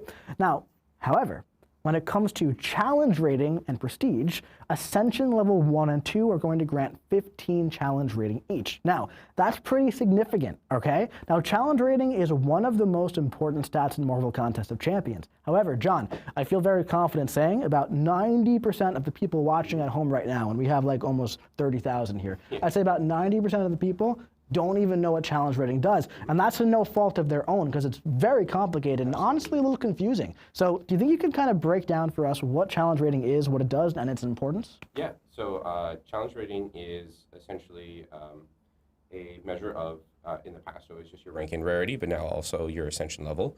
And it will influence things that use our standard formula. So things like crit rating, things like armor rating, block penetration, block proficiency, so on and so forth. An easy example of kind of how much it can have an effect is for folks that played Act 6 on launch, it was really brutal because you took so much chip through block. So everyone using Captain America Infinity War, Sunspot, all of that kind of stuff. And that was because the defenders were so much higher rating than the characters that the players were using. And their challenge rating is so much higher that it made the defender's block penetration higher, and it made the attacker's block proficiency lower. And so challenge rating has that ability to essentially increase or decrease any stat that's pretty much not attack and health. And so as we kind of see here, the Ascended champions will have a higher challenge rating than the unascended champions at rank 5. And so that means a character that relies a lot on their ratings, somebody like Lady Deathstrike with their ruptures scaling off of armor rating, would actually probably gain more benefit from having a higher challenge rating than they would having higher attack and health. Interesting. Yeah, so as we can see from the graph down here of M'Baku's stats, and you might be wondering, why did we choose M'Baku? Well, there's a great reason for that.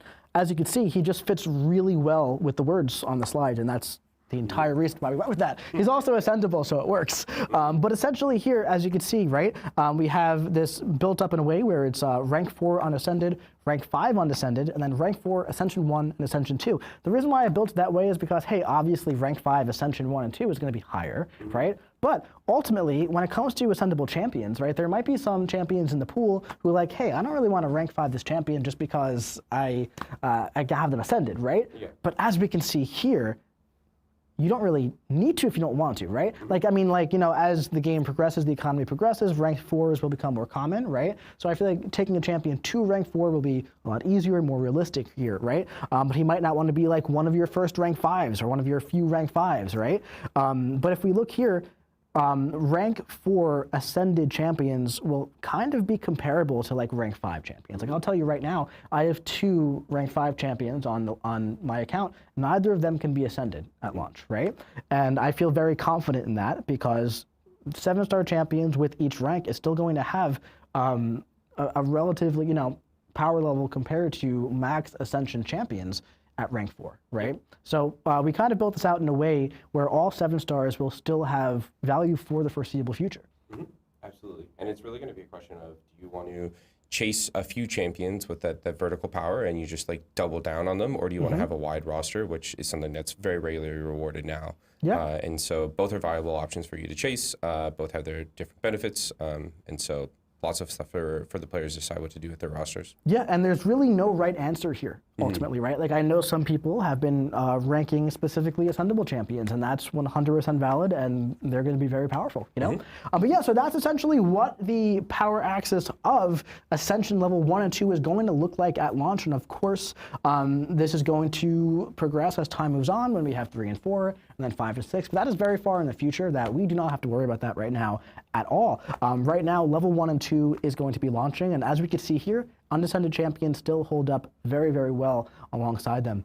But dude, talking about champions that hold up very well alongside them, some of these champions, some of the launch pool champions, well, you know, they weren't holding up too well. Yeah. So we're actually buffing about 30% of the champions in the pool, right? So let's talk about some of those champions and what that means for the game and the meta and as a whole. Yeah, absolutely. I mean, there's a lot of defenders in the pool, and as players know, that's always something that we chase early on in the meta because it's going to create more space for other attackers to come and be more powerful.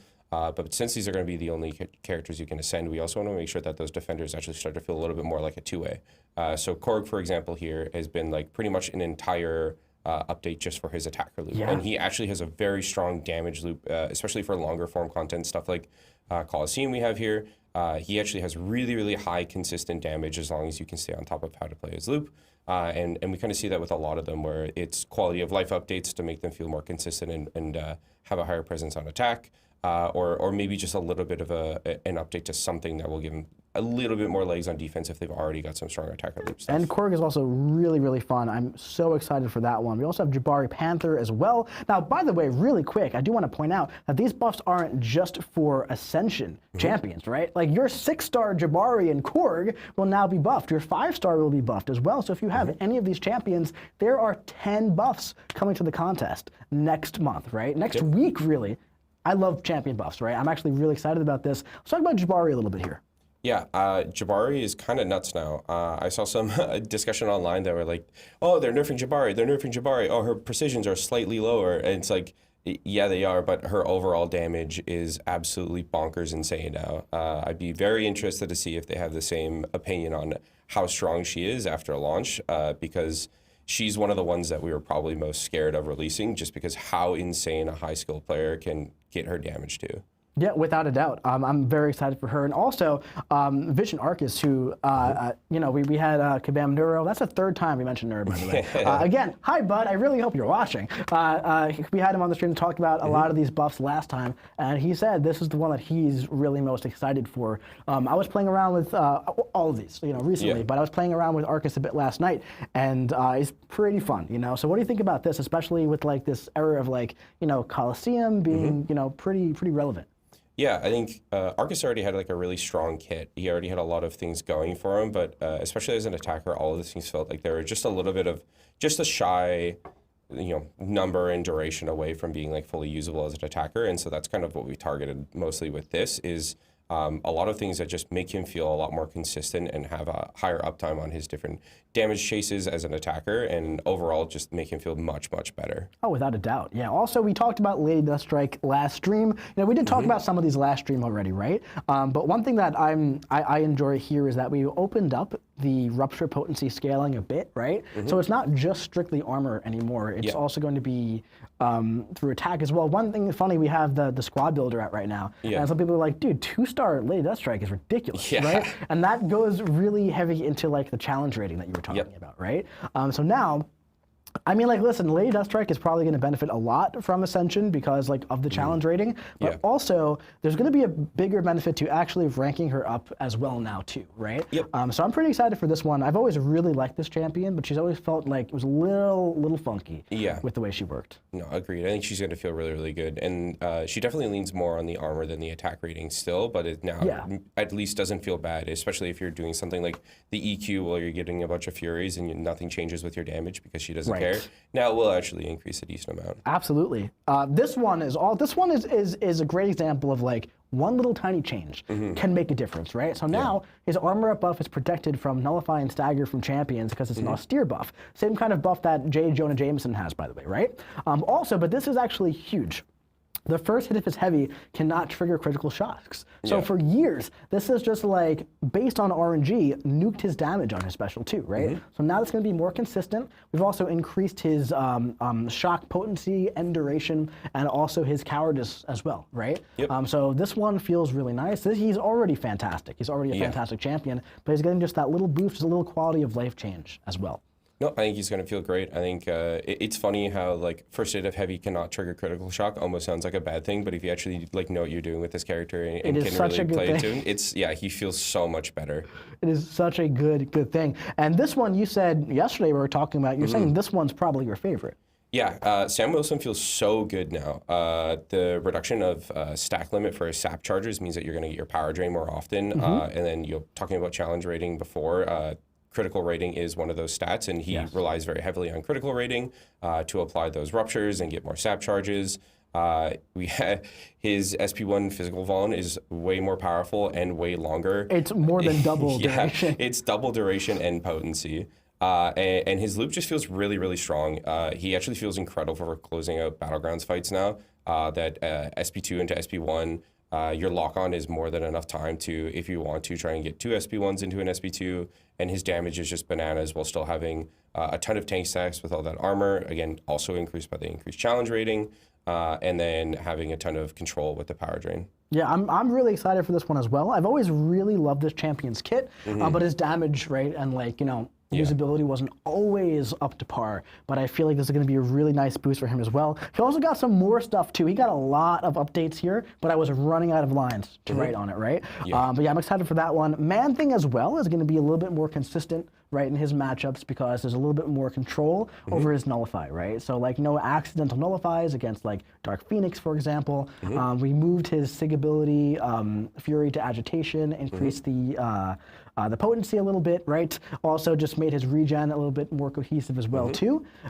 Just some nice quality of life updates to a defender-leaning champion who can also be pretty nice on attack as well. No, he feels so much more consistent. Your damage feels like it's you kind of always know what you're getting now with him, and it is overall much higher than it was before. And Old Man Thing felt like there was a little bit of a grab bag of sometimes he does a lot, sometimes he doesn't do much. And now as an attacker, he feels much more consistent. Absolutely. This one, I mean, I showed you guys a clip of that Sandman clip. He is, if you use him properly now, right? If you use the special 2 to go into unstable, knock them down with that, and then, you know, get the heavy attack off, his damage is ridiculous. Because essentially, what's happening here is you're going to be getting an extra heavy attack, right? That's where a lot of his damage comes from. All of those damage bursts on the heavy. If you get an extra one, and they're progressing as it goes along, that's like an extra 140k sometimes against Mystics per cycle. That is a ridiculous damage per cycle. That's like half of a Battlegrounds health pool. Yes, right? So that can close out like some Sasquatch, some Man Thing as we saw. Like, oh my goodness gracious, man. This guy is absolutely ridiculous. So strong now. Yeah, very excited for that one. We showed Emma Frost last week actually, a little bit against Bullseye, but she also just feels like, kind of like Sam Wilson in a way, where we kind of like went through her kit. She kind of touched up like everything she needed touched up. You know what I mean? She feels really nice. She feels like a champion that was released much later than she was now. A bit more relevant for today's meta as well, which I'm very excited for Emma Frost. I've always loved the champion. But again, it's like I think she's going to be a lot more useful in today's meta. Yeah, and again, the challenge rating being really big here with her as well. The crit rating for prowess is also going to gain even more. All of those huge tank stats she gets when she's in diamond form, she's just going to be even tankier now, to the point where maybe she even starts becoming a stall defender if you don't bring an armor breaker. She just feels way better. I love that. And this one, you were telling me yesterday, you're very excited about Storm Pyramid X. Yeah, Storm Pyramid X feels so good now. She's actually just like a complete damage hose. She now gains her second or whatever her non-activated Tempest is from using a heavy attack. Duration scales with how long you charge it. And that means that you're gaining way more prowess all the time. Getting 2 prowess per bar of power instead of 1.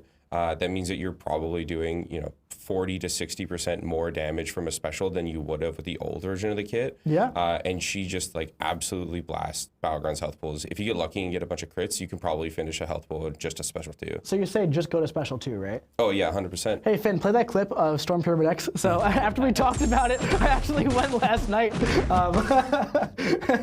against Black Panther Civil War here. Just going right to special 2, like you said, nothing else, right? And I just wanted to see what would happen if I just used her how we know how to use her here, right? And, bait out some special 1s, rushing up, boom, right here, charge that heavy attack, go for the special 2. Oh my God. So you actually didn't even play her properly there either. Incredible. So if you had charged your heavy off the get-go, you would have another Tempest, and all of you would have gained 2 prowess per bar of power instead of 1. So that would have been like almost double? Yeah.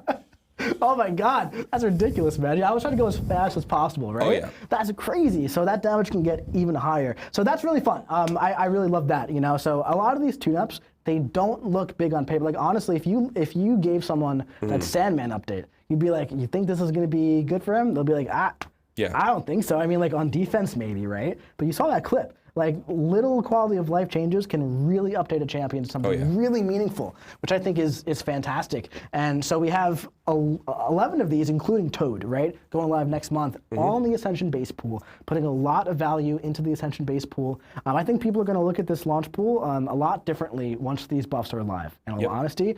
So can we get the slide up, Finn? Yeah, let's talk to me a little bit about like the meta moving forward, what the future holds, all that stuff.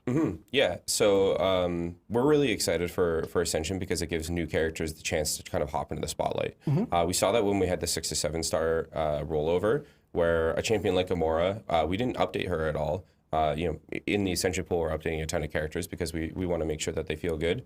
But for 6 to 7 star, Gamora was suddenly a very, very powerful and desirable 7 star for people. And that's because suddenly you're kind of like only looking at her. You're not comparing her to a bunch of other characters. You're not comparing her to Hercules, all of those kind of things. And so that really lets us kind of change what maybe the important RPG things that people are looking at are. You'll see there's a good amount of degen and in the Ascension pool. So somebody like Mr. Negative, also in the Ascension pool, is going to shine really strong because he can deal with a lot of degen. And it really just gives the opportunity for these characters that have always been kind of like just on the edge of that top tier to really shine and change the meta and who we're looking at. But also still bringing back some familiar faces from years ago, stuff like Korg, where, if you know how to deal with him, he's not a big deal. But now that he's got extra stats all over the place, he's going to be something you have to plan around. Like Sasquatch, for example, right? Like Sasquatch during the 7-star launch, he was like the guy on defense because he was just huge, right? Over time, that became less of a factor for him because some new RPG mechanics came in, all this kind of stuff. Now that he's going to be even huger again, that might bring him back into the spotlight a little bit, right? So we might see a bit of like a refresh on like the defender meta as well, right? With this. Exactly. I think overall it's going to be really good, and it'll give players the opportunity to use characters that they wouldn't regularly. So yeah, I think that's really great. So we have again, this has been an absolutely massive stream. By the way, we have a few more things here, but before we get into those final things, we also do have some giveaway winners. Are we ready for that? By the way, is that a thumbs up? That's a thumbs down. So we're refreshing, so we don't have it yet, but we're working on it, right? So we should have refreshed during that the meta part. That's all right. That's all good. But anyway, I am excited to see like what happens with the meta, right? Especially when it comes to like, I love when players find a new champions that they love to play, and I love when it's like, defense starts to look so similar all the time, right? And I know that that's a frustration point for a lot of our players as well. So hopefully that can not change it entirely, Yeah. but also just add some more things to the mix so it's not the same kind of stuff that we see all the time. Yep, absolutely. I mean, we're not taking away the cosmic meta champions like Dark Phoenix and Serpent. Like, they're still going to be around, but suddenly they're going to get statted out pretty quickly and or at least have competition with it. Right. So the thumbs up. We're getting the thumbs up? Oh, fantastic. All right, so we do have some giveaway winners. Can we get the slide deck up right here? Now, keep an eye on your Twitch messages, of course, right? Because we're going to be reaching out to you for if you want a Titan Crystal or your choice between Pixie and Madeline Pryor. By the way, I updated this slide. I was looking at the slide yesterday, and I was like disgusted with like how it looked compared to everything else. And I was like, how have I never made this look better? Anyway, point is, Titan Crystal, 5 winners for the Titan Crystal. Congratulations to Joe Jazzcat, love that name. Tim Alert, we got an alert for Tim. We also have Yajwant, 111111, and we have Noir Mamba and Unpredictable. Congratulations. That's a good name. Dave would right? love that Yeah, name. he would. I wonder if he uses Beta Ray Bill. Anyway, congratulations. You have won a Titan Crystal. The rollover is happening very soon. You might want to save it. Or maybe you want one more chance at a champion who's leaving. Now, for your champion choice between Pixie and Madeline Pryor, we have Isagi 110. We have Rhapsody We also have El Vela 491, and we have an anonymous coward. Okay, and we also have Sayash 26, right? Congratulations to our 10 winners here. Keep an eye out and all that fun stuff. But John, also, thank you so much for joining us, for talking about Ascension and all the buffs and everything else. There is one more thing, though, here that you do want to say. You have an announcement to make as well to the players, so take the stage, my friend. Yeah, this will be my last live stream because today's my last day at Kabam. I've been here for better part of 9 years, and it's been a really good time, and I'm so glad that I got to work on so many things, and especially stuff like Battle Run Ball and Summoners Fest, and those are things that I never would have dreamed I was able to work on, and it's been such a fantastic time with such a huge community, and it's been such a pleasure, but yeah, this will be my last time. John said he's been here for 9 years. Actually, can we just really quickly get the slide deck up, though, because I put something in for him. There's a big fan of Dr. Octopus, John is. But, ultimately, John, you've been here for 9 years. We've been working together in some fashion for many, many years now. Yeah. It has been such an unbelievable pleasure. One very important thing that I want to make the community know here that John has done so much here, but things are going to continue on 100% fine without John, as if he never left. And a very important caveat for that is that if it was not for all of John's efforts over the past 9 years, that would not be true. Thanks. Over years, you have left such an imprint on Marvel Contest of Champions. So much of this game has your blueprints all over it. You have done so much for this game. You are an absolute pillar in the battle realm, and you always will be, in my eyes, on Mount Rushmore for Marvel Contest of Champions, man. Thanks. You've built an incredible team over the years who are going to step into your shoes, do a phenomenal job, and I have all the confidence in the world of the entire team going forward, and so much of that is truly because of your efforts. And I want every single person at home to know that everybody in the Marvel Contest of Champions community, we love John, right? So, of course, we're not going to have John on here. I'm not going to give a little emotional speech to a buddy of mine without giving a little promo code. You brought a promo code with you of a champion that you spent a lot of time buffing, right? Now, listen, Sentry, right? He's been really making waves in Coliseum and everything else, the AQ Ramp and Evolution event. In that longer form content, he's really good now. And now you can get a first appearance, 7-star Sentry. Go to the Summoners Market, put in your promo code, We Love John. For certain progression levels, it is 6-star. Some is 5-star. We can't give a 7-star to everybody, unfortunately, right? I think he's a 7-star first appearance as It's well, a right? first appearance, 7-star, so you get that shiny Better Sentry. believe I'm claiming it immediately You after better, this. dude. You better, which is super fun, right? But yeah, John, we love you so much, man, and thank you so much for joining us. Thank you. Your legacy is going to live on with all these champions forever, and whenever someone looks at that first appearance Sentry, they're going to think of you, man.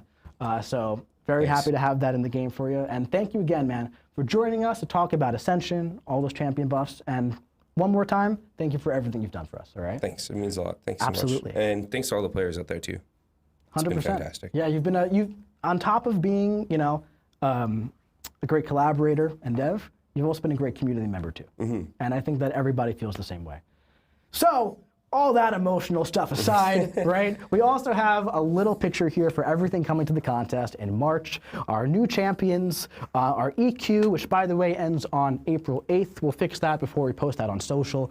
International Women's Day, and also the 7-star Ascension launch, which is just absolutely exciting stuff. It's going to be a really, really great month in the contest, and we're very, very excited for the future. And we're also very, very excited and proud of John as well. We're not going to, you know, say everything that's going on, of course. Yeah. But it's all good things, right? That's an important thing I left out. All good things. But yeah, again, thank you, John. Thank you, everyone, for watching. This was Very too long of a stream. Yeah. I could not have made this shorter if I tried. I really did try. If we did the gameplay of the champions, it would have been 2.5 hours. But thank you for watching. You know, again, new Twitch drops starting next week, but there are some great Twitch drops going on right now. There's a few, like 30 to 45 more minutes in the track. Go watch other people on Twitch. Keep the party rolling. We'll start rolling that out in maybe just a little bit. We have to like click the button and get it going. But thank you for watching. It's been a really fun stream. We're so excited for the next month. And we will see you in the battle round.